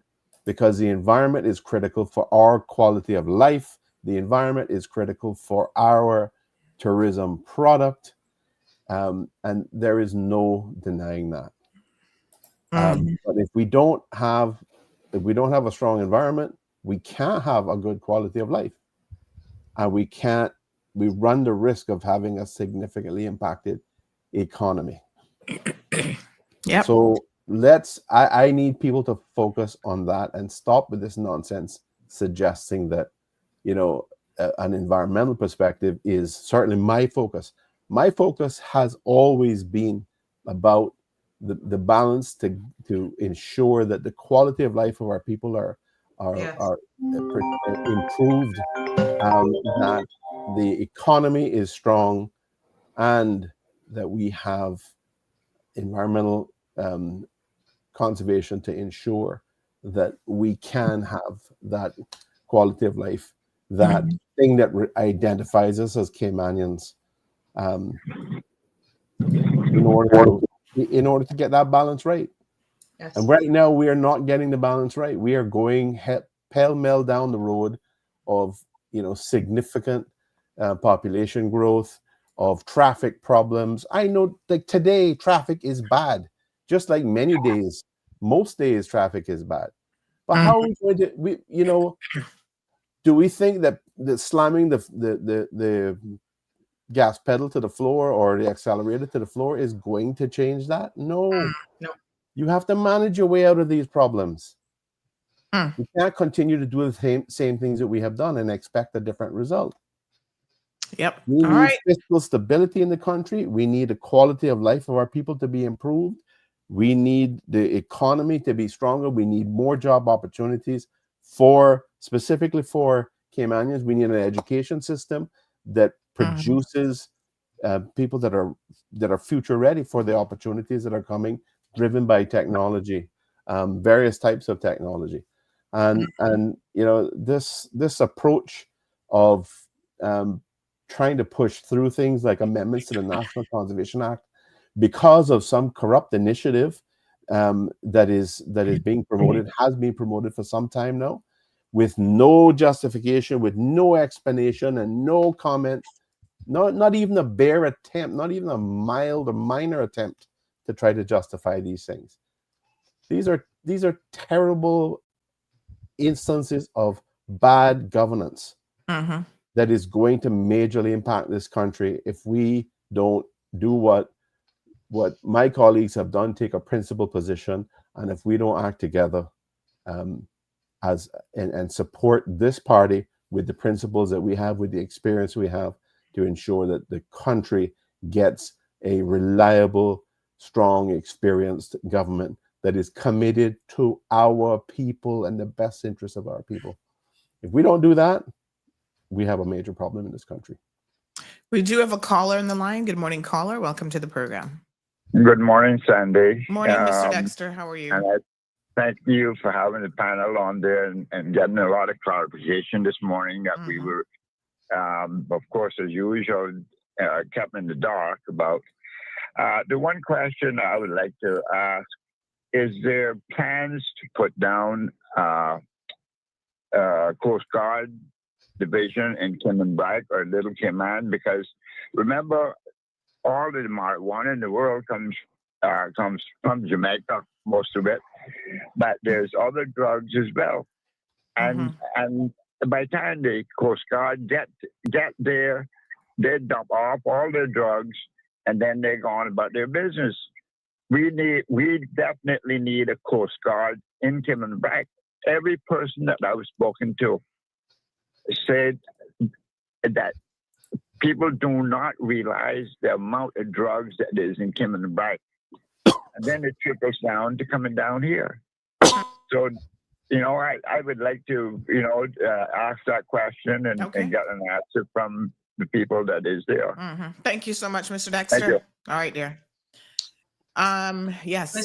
Mr. Dexter and Sandra, that plays into exactly why it's important that we have adequate funding, and those fundings are actually supported and given to the right department in order to have that. But specifically, it has been discussed, it's a part of the bigger plan to make sure that we have the resources over in the sister islands so that there's actual constant surveillance between all three islands. But that requires definite support and funding and resources directed in that area. That is something definitely that I know I share with my colleagues moving forward, that we will be pushing. This has been something that can no longer be a conversation, but we have to show where they are properly funded and that all government agencies are working together in order to deliver this. But it can no longer be just a discussion. It is obvious what we're seeing. People on the ground are seeing it. We need more resources. We need more equipment in order to make that bear fruit and combat what we're obviously seeing as open borders when it comes to our ocean, out on the ocean. And someone asking if you support a fingerprinting system as part of, the border control and security, that a fingerprinting system be implemented. Of course, that and biometrics, that has been something that has been talked about from possibly 2012, I think, Wayne. But I know for sure I can stand assured that this has been a discussion that has been ongoing at some of the highest levels of government, which I was a part of before being elected from earliest back, and got the support for biometrics and definitely fingerprinting. And this is where the national ID definitely comes into play as well. And it's not unusual. In my travels as minister, you walk through foreign countries. It's not unusual that they want to know who's coming into their borders. Absolutely. And they want to be able to identify proof positive that it's you. Yep, correct. Absolutely. I mean, you see when you go through, the immigration control in the States, they're taking your picture, scanning your fingerprints. It's just the norm, and everybody just does it and moves on. Christopher said he's in support of a national ID system. Thank you so much, Christopher. James Cooper Bodden and Miss Brenda agrees with him and says make it mandatory, not optional. So we do have another caller on the line. Good morning, caller. Welcome to the program. Hi, good morning, Sandy. I just got a couple of questions for the panelists. Sure. Several years ago, back in the late 90s, they had where United States Coast Guard had the C-130 Hercules and the Falcon here, and also they brought in the radar system that they were doing surveillance throughout the Caribbean, and they were doing it for, I think it was almost 6 to 8 months. And they were doing a lot of drug interdiction, and they were catching a lot of boats. And at the time, we had Customs, which is Dairy Pride, and then the Customs went to Customs and Police, and then Customs, then they disregarded the Customs and put Police, and then it went from the Police to the Coast Guard. Now, my question is, are they going to implement of putting back a Custom Patrol, like how they have in the U.S., where they have Homeland Security, Customs, and Coast Guard, which is doing the surveillance? And number two, if they decide to do drones, long distance drone will need to get authorization from CIAA, because with their license and getting a drone license on this island or to fly long distance drone, it has to be a line of sight. And from what I've been told, they're not giving away anything that does not have a line of sight. So if you're going to have a fly a drone, it has to be, especially a surveillance drone, it has to be under the line of sight, or else you won't be able to. And that's one of the things that they're getting hooked up with, because I've been asked several times, and I've looked at several drones that has been options. And one of the longest drones are one of the Boeing drones that could fly up to, I think it was 6 hours and at 150 knots. And the distance were over 30 miles. So that's one of the things that we're looking at. Are you planning to do back customs, and CIA willing to let go of their line of sight? Thank you so much, caller. Very good. And I mean, I think that, I know police have professional drones that they're using to help with their policing and stuff as well. So it's not always the case that our law enforcement agencies will tell us everything that they have in their arsenal to help protect our borders, but definitely the technology is advancing in such a way that it makes sense to utilize and deploy those as much as possible. Morning again, Miss Brenda. She says, Damien Charles, make it for everyone working here and no exceptions. And then Damien says, start getting fingerprints from now and try running them through the Interpol database. Shaka says to Tartarian, I would suggest that Cayman is known as a melting pot, and prohibiting such general religious practices and observations would equate to Islamophobia. This hasn't been the Caymanian way. So I think there was a comment there in relation to that. Monique Hamity Simmons is in the house this morning. She doesn't show up often, but she's here. Thank you, Miss Monique. She said, good morning to all. When will we hear from Emily Duku?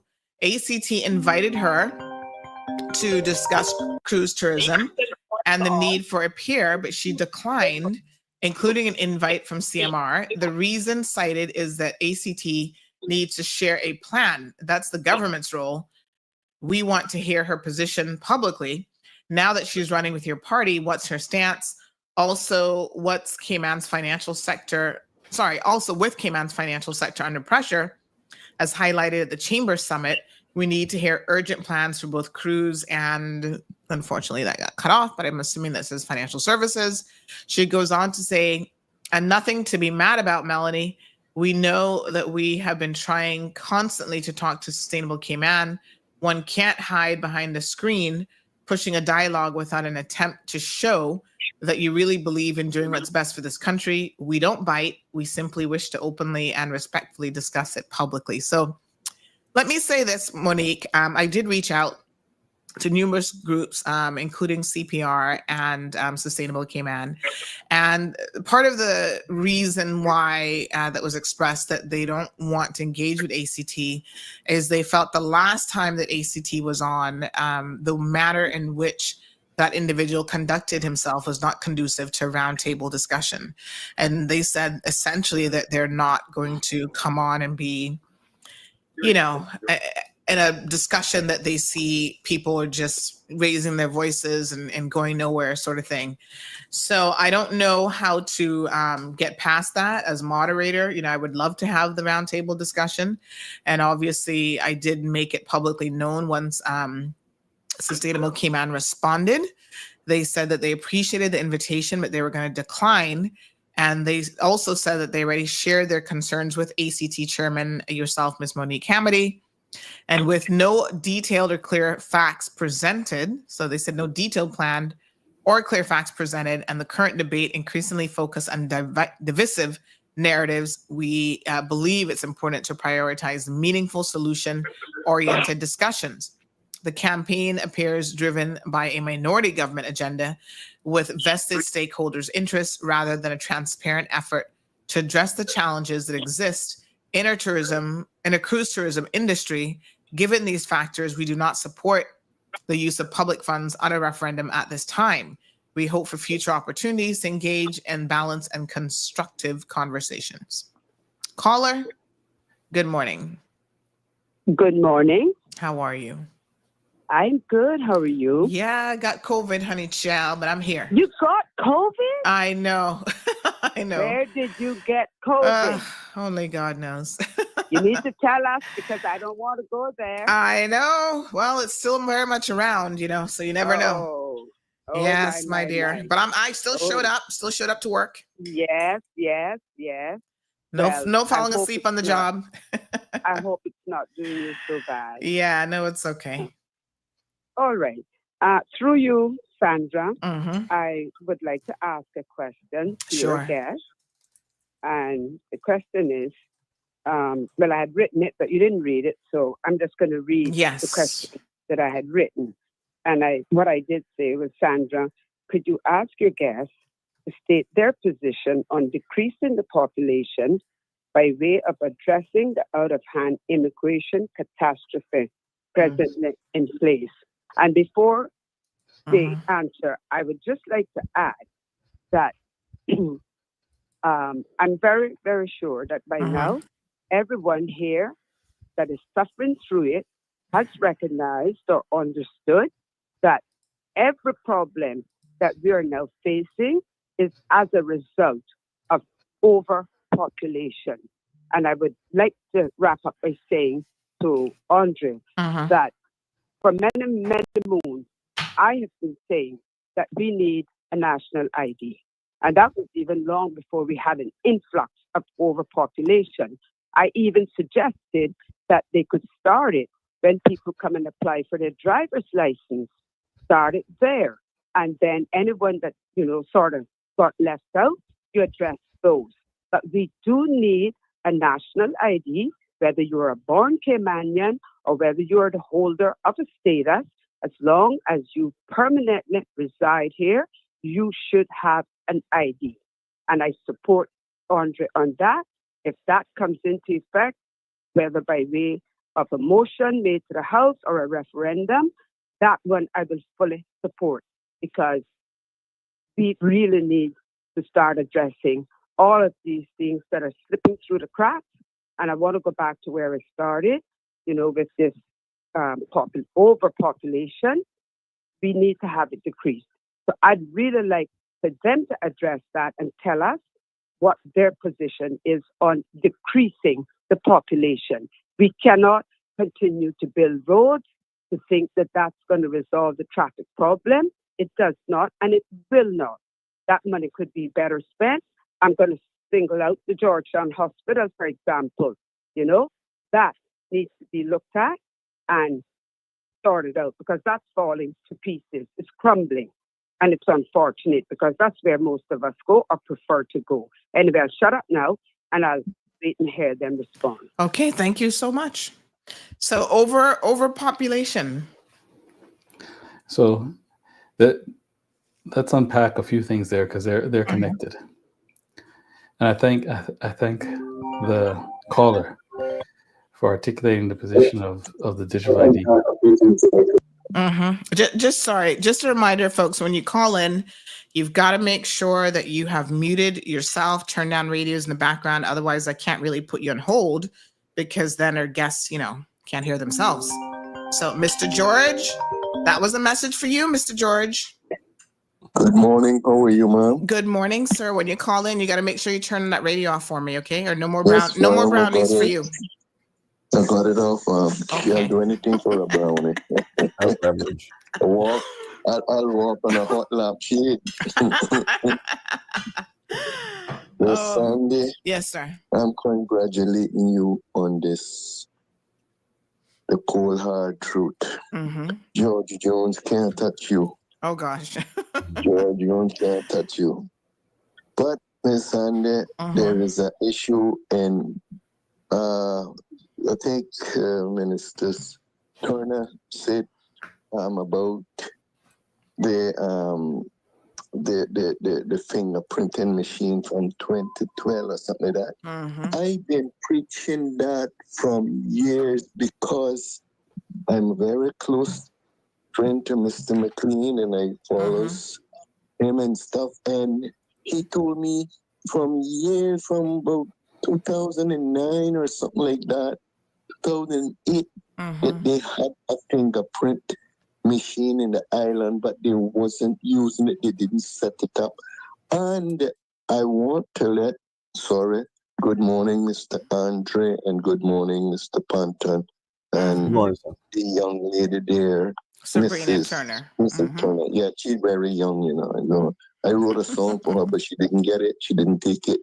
But anyhow, I want to say that the Cayman Islands government would be surprised to know how many people that is on this island that have criminal records in their own home country.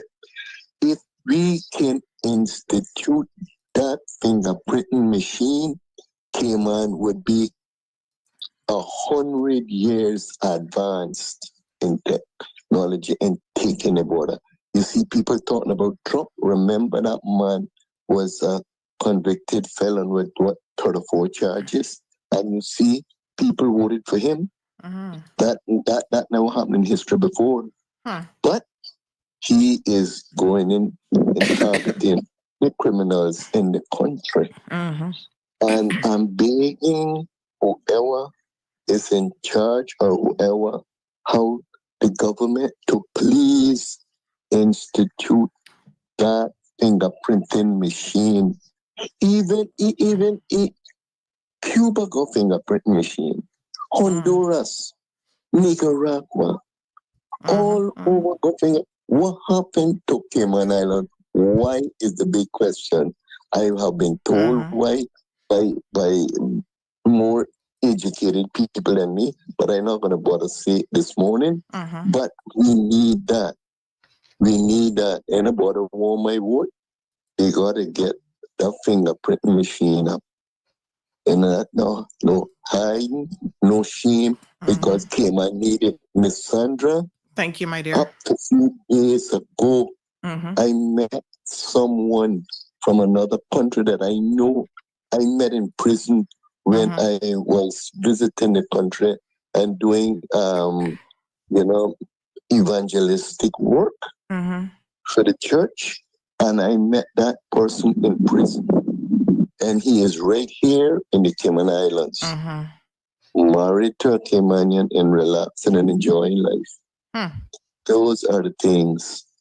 You gentlemen and Mrs. Turner, please have a wonderful day and continue what you all are doing. All right. Thank you. Thank you so much, George.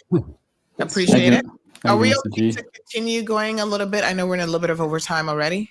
So, yeah, well, I also want to take account of the prior caller's question before Mr. G. So we don't lose the opportunity to address that caller. But yes, I think all of us will be trying to depart by 10 a.m. So maybe we could have some closing comments after this. Yes. And also want to give you time to recuperate, Sandra. Yes, I'm going to go straight to bed after this. We're going to get to your position. I think it's on here. About immigration, yes. Yes. So if you could flip to that, because that was the caller before Mr. George. So, and it's tied with what the caller also advocated for was in terms of the ID, because that helps to get an accountability of who exactly is here as a baseline. And what we're advocating as part of our party objectives is that immigration policies protect Caymanians as a first priority, give security to valued long-term residents, and facilitate imported labor strictly as needed, while implementing stricter controls on the granting of Caymanian status and limiting permanent residency options to preserve the demographic balance of the islands. So with that approach, you should not see, and is enforced, because we also have some other really good laws on the books, but not necessarily enforced. But that policy objective and the enforcement of that policy should see controlled, measured, and manageable growth of the islands for people who actually want to come and assimilate and care and grow with us. On the digital ID, it's another example where that was contentious legislation, if you remember, Sandra. I want to tie this back to Ms. Monique's comment, because all these are connected. Monique is correct in the sense that the government has to play a role of setting out a plan. These are difficult issues. It wasn't easy going through the digital ID consultation, but you have to sit with opposing views as the government. Take account of that feedback and marshal a plan that can go forward with consensus. So it's for the government, the minister, to grab the stakeholders together and say, yes, I understand your point of view on this end, and I understand your point of view at this end, but the country needs a resolution. So I'm asking you to join with me and moderate those conversations, as we've had to do, whether it was financial assistance reform, whether it's the digital ID legislation, whether it's sitting across from the table for stakeholders and financial services to be removed from the gray list. You have to, as the minister, as the government, as a stabilizing force, to join the stakeholders together, have those difficult conversations. Yes, they're taxing. Yes, they're arduous, but at the end of the day, your job as a leader is to build consensus and not leave it to the stakeholders to then break away in discord. But that's what's happening here. And the other concern that we have with the referendum, if you really put this into context, let's say this goes forward, we all go, it passes. Let's just say in that scenario, it passes. I can't see a situation where ACT will step back in that context to win the referendum. And I can't see a situation where sustainability came out or CPR are going to back down. So here we are going in the middle of a campaign season, plunge the community into acrimony, which at the end of the day still won't address the problem. There is a vacuum of leadership in the future of tourism.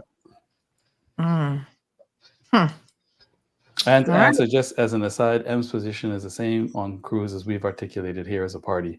But yes, we'll be introducing her to have those conversations shortly. And Monique would know that I've turned up to at least two of the ACT meetings. One was in Georgetown and the other one was in West Bay. And I've also spoken to many of the ACT board members and advocates privately to explain the position. And these were reasonable conversations. And in none of the conversations that did relieve with any sort of disharmony or discord, they understood the position.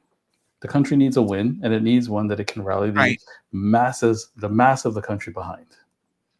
I don't think any of us in here, Sandra, can say that we don't have somebody in or persons in our respective constituencies that makes a living from tourism, be it cruise or stay over. We all have these people in our constituencies, and definitely Andre has alluded, it's not that we're against it, but it's making sure that the right information from both sides are presented, and that's where we're lacking.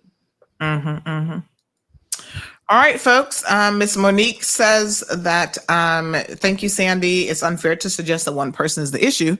Sustainable Cayman refuses to engage with Elia Solomon, who's simply passionate about transparency and facts.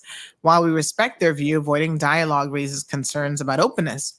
Sorry they feel that way about Elio, but the goal is to share facts with the public. Others, including Tim Adams, Joseph Woods, and Noel March, well-versed on the industry, are happy to meet, and I'm also available. Well, Monique, perhaps we can, revisit the roundtable again, send that out there, and we'll see if we have any takers. We sit here as a platform ready to facilitate the roundtable discussion. Mr. Troy Leacock, good morning, Troy. Says, now that the TCC party has a candidate that has been a leader in the firm no for a cruise pier of any kind, how will the TCCP convince voters that it will genuinely support an objective pathway to considering a cruise pier and preserving cruise tourism upon which thousands of Caymanians rely to put food on the table?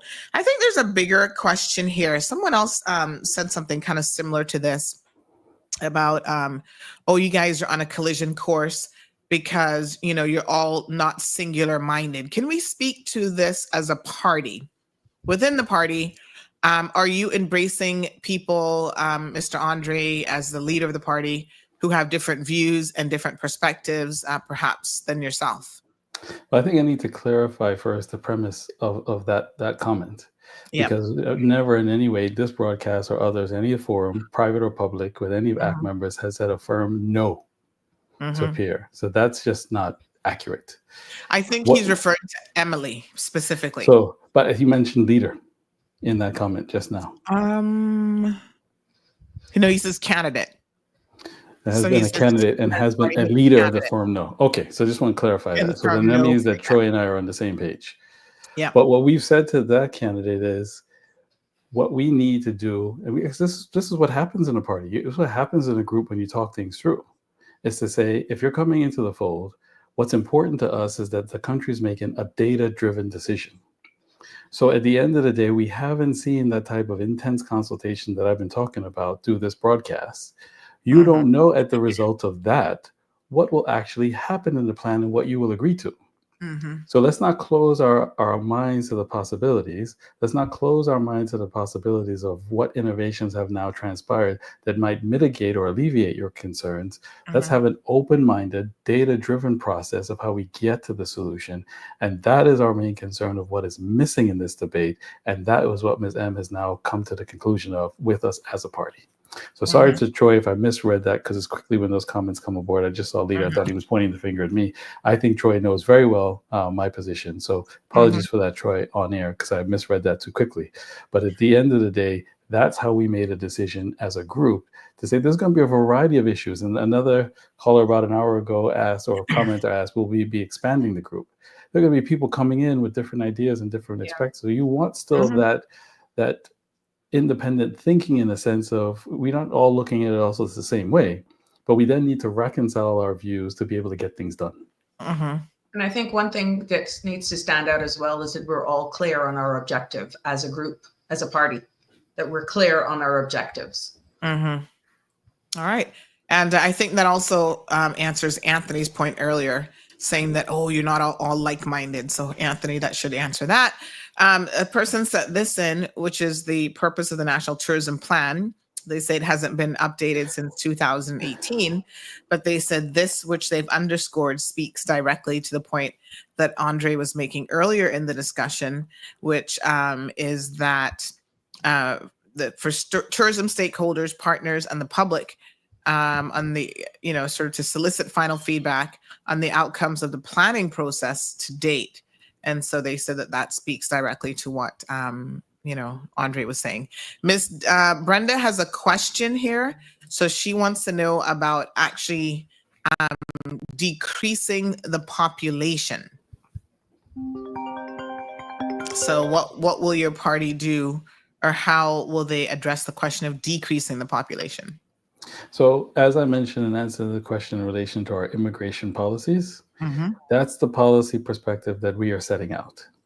And that should have the ability to have a manageable population rather than what we're seeing now, which is just unfettered, unbridled growth. And the reason for the question is valid, because the stats are quite alarming when you see the charts of the population growth. Right. We need to be able to have stronger policies and force policies that will have managed population. Yes. But is it realistic? I mean, on this show, I always tell people it's very, very important to manage expectations, right? So to answer her question, is it realistic that there's a way to actually decrease the population as opposed to control growth going forward and make it more manageable? Because she's specifically asking about decreasing the population. Controlled is more realistic. And if that control brings about a stronger citizenship, that's a good thing for the country. But what's happening now is that it feels that there's a lack of control, and that's feeding into the feeling that there needs to be an overall decrease. But it may be, through what we discussed, if you have managed control and valued long-term residents, that will then lead to better citizenship and a better community.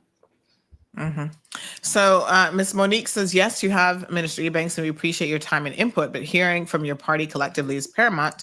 ACT would very much appreciate working with government, but time is of the essence. We are dying. Many businesses have closed down, to name a few: Hard Rock, Dairy Queen, Bluestone, Daily Grind, Too Hot, Selections, the list goes on. Please, let's see the urgency here. Now, my question, of course, is, have these businesses shut down because of a lack of a cruise port, or is there some other possible reason? And Miss Monique, as a businesswoman, I'm sure you're monitoring trends all over the world, and you will see both in retail and restaurant businesses, not just in the Cayman Islands, but literally all over the world, there are lots of them closing down, franchises, chains, and the works. So that is certainly not anything that is unique to Cayman. And oftentimes I bring it up here on the program to remind our listeners, this is why it's important to pay attention to international and regional trends. And, just the other day, Macy's announced a restructuring. J.C. Penney's going through Chapter 11. There's quite a few on the retail front, as well as restaurants that we were talking about a few weeks ago that are actually shutting down. So is that a much broader issue that has nothing to do with cruise tourism? And it's just the world, businesses having, a difficult time. And of course, the ongoing construction in town has certainly not helped a lot of those businesses because they couldn't get the traffic that they had in previous years. Let's go to this caller. Good morning, caller. Welcome to the program. Hi, good morning. Morning. And good morning to your guests as well. Yes, good morning. I just wanted to ask a quick question about education. I'm not sure if there'll be enough time to answer, but I just wanted to know if there will be any talks, or has there been any talks about restructuring our school curriculum in order to have our children more prepared once they finish high school. For example, my oldest finished high school in Canada, and her high school actually offers a hospitality and tourism class where by the time they graduate, they already have their food handler certificate, all of that stuff. And with the changing of technology right now with AI and stuff like that, will we think about restructuring our school curriculum to include these things so that, our future students, are prepared to be ready for the workforce and college with the basic knowledge of these things as it is already. Can I tell you a little, I'm going to let you in a little insight call. Which district, just out of curiosity, where do you live? Which district are you in? Savannah, Newland. Okay. All right, good. Not that it matters, but I was just kind of curious. But on tomorrow's show, tune in because we actually have a very, very interesting interview that will be featured with Mr. Ralston Anglin. He was an education minister at one time, and he actually addresses your exact question. It's so interesting because as you were asking the question, I'm like, oh, this is part of what he covered. So if you have an opportunity tomorrow, tune into that show because I think you'll find some of his solutions to be interesting. Okay, thank you. You're most welcome. And of course, our guests are open to answer that question as well. Yes, and as you can see from the objectives, education is an objective of the party. And what the caller raised is something that's near and dear to us, is designing the curriculum for the jobs of the future. Correct. Right. We've discussed it many times internally, and I think I've been on here and former innovation minister. Take, for example, artificial intelligence. That is coming at a rapid pace. It doesn't mean that we will all be out of jobs, but it may mean that we'll have to do different jobs. Maybe less physically intensive jobs, but our pupils need to be ready for the jobs of the future, which they'll be working alongside AI that may be taking up the physical jobs as they have the more intellectual jobs that supports AI. So caller is spot on. But Sandra, we'll have to depart shortly. Yes. So maybe we could offer Mr. Wayne, Sabrina some closing comments, and I'll have some closing comments. And then hopefully we'll see you next week and you'll be feeling better. Yep, sounds great. Yes, Miss Sabrina, ladies first. Ladies first, yeah. Thank you so much, Sandra, for having us on your show. And thank you for all of the questions, concerns, suggestions that came in. And as we continue to engage with our community and yourself preparing on these platforms, we want to keep our focus definitely on what will be impacting our people, our quality of life. Definitely some excellent questions and concerns we should about education. And for me with the immigration background and of course our borders where national security is concerned. But as we actually go further into the campaign season, and even now we are elected officials, we are accessible within our offices, our constituency office. These are stuff that, it seems that we only, some people tend to spend the narrative that, oh, it's campaign season, now you're hearing them. But we have made ourselves accessible from our constituency's office. Even when I was a minister on Wednesdays and Thursdays, these are discussions that came up, and I addressed them when I saw people within the constituency. So I'm encouraging everyone who has a concerns, require more clarity, as they've articulated here today and have voiced here today, on what our stances, our objectives, everything about the whole construct of where we're going as a country and where our people fit into this. It's no longer, as I stated earlier, should be a talk. It should be something that you hold us accountable as your elected officials. And, that will then be proven in time. But I thank everyone for their contribution. I thank you for your time and for my colleagues to join you all this morning. And I'm looking forward to continuing this open dialogue as we move forward, not only into the campaign, but definitely once we're elected, to continue the work of the people of the Cayman Islands. Okay. Very good. Mr. Wayne Panton. Thank you very much, Sandra.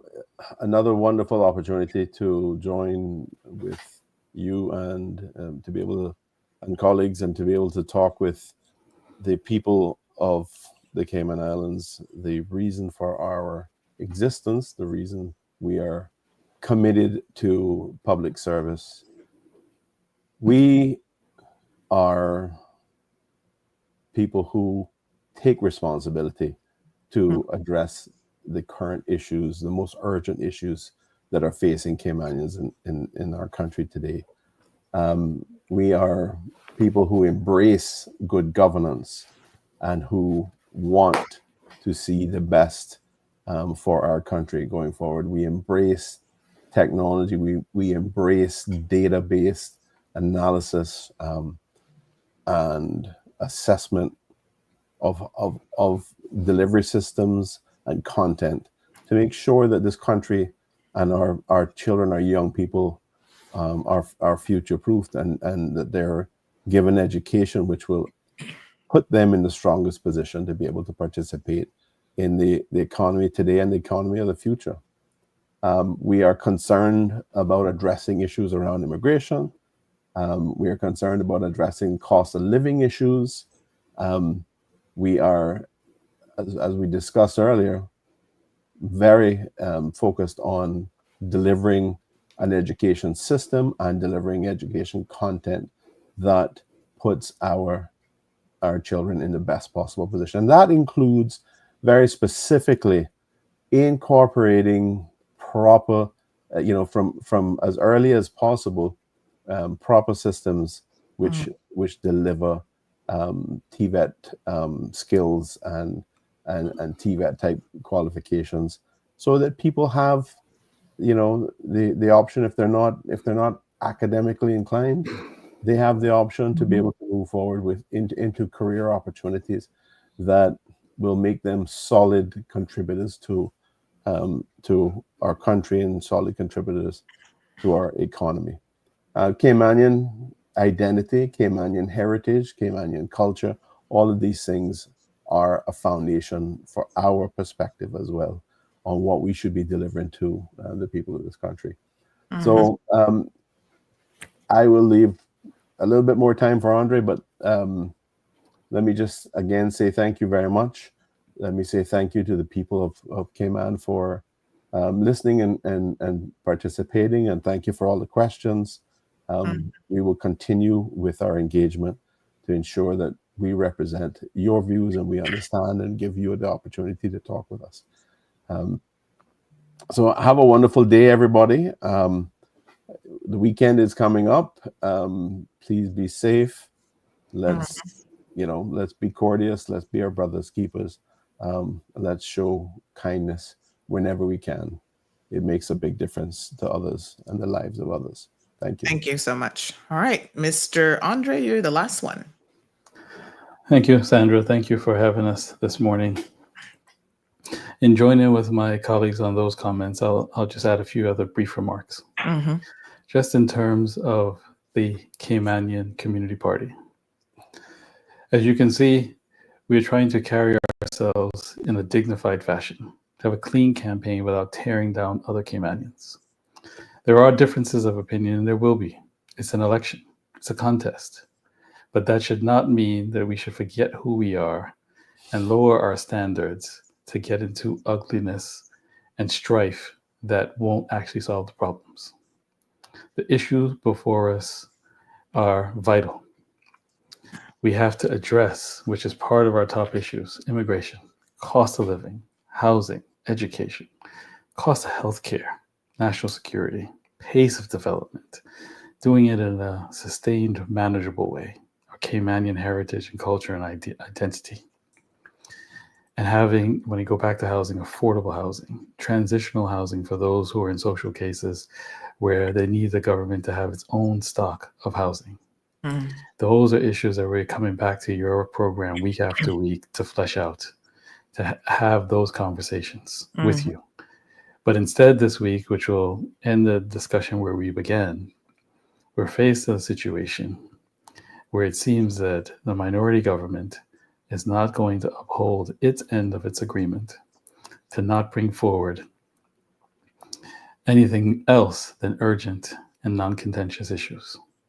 It remains to be seen, and we urge the PPM to uphold their end of the bargain, that the minority government, while having continued stability for day-to-day necessary items, enjoys that position on the condition that what they bring forward to Parliament is only urgent and non-contentious.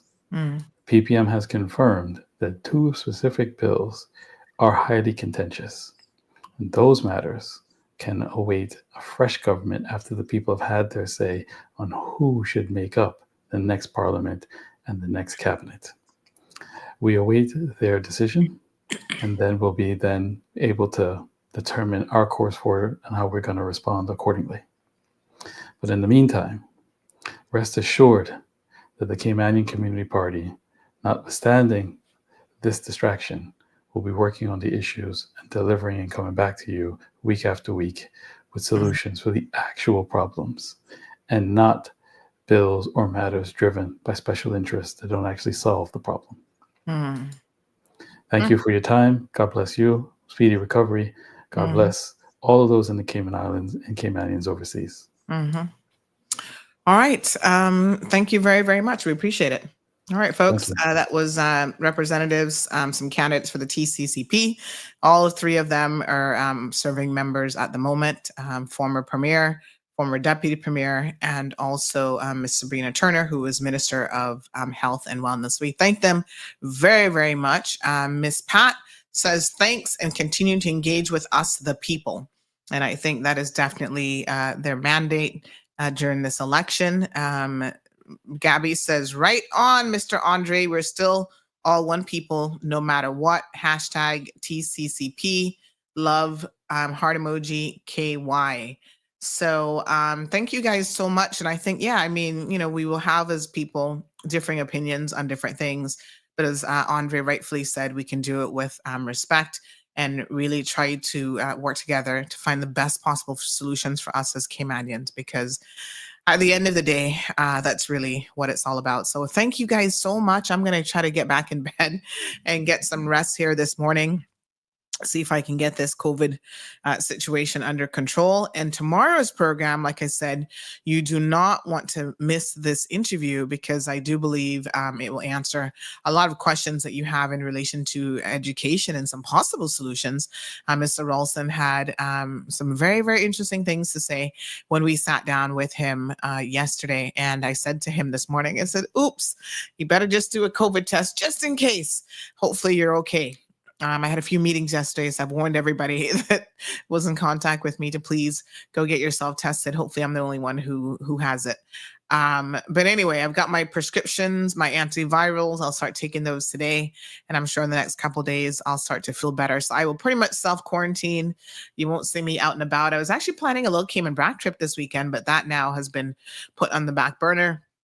I don't want to go over there because we have a very vulnerable community, as we know, in Cayman Brac as well. So thank you guys. Everybody said, they were like, Miss Anna, you don't even look like you're sick this morning. And I said, I know I had to make some extra effort to, slick the hair back, do my little eyebrows so that I don't look too bad. So what you going to do? Still thankful, still absolutely thankful. So, yes, thank you, Miss Brenda. I think back to bed for me. All right, folks, we'll see you tomorrow morning. Tune in early. Have a good day. Thank you for tuning in to another episode of The Cold Hard Truth on Bobo 89.1 FM. Cayman's #1 talk show is live weekdays from 7:30 a.m. Never miss an episode again. Watch anytime on CMR's Facebook and YouTube channels for the latest show episodes. Don't forget to follow us online on our social media channels. And visit CaymanMarlRoad.com for all the latest news and community happenings.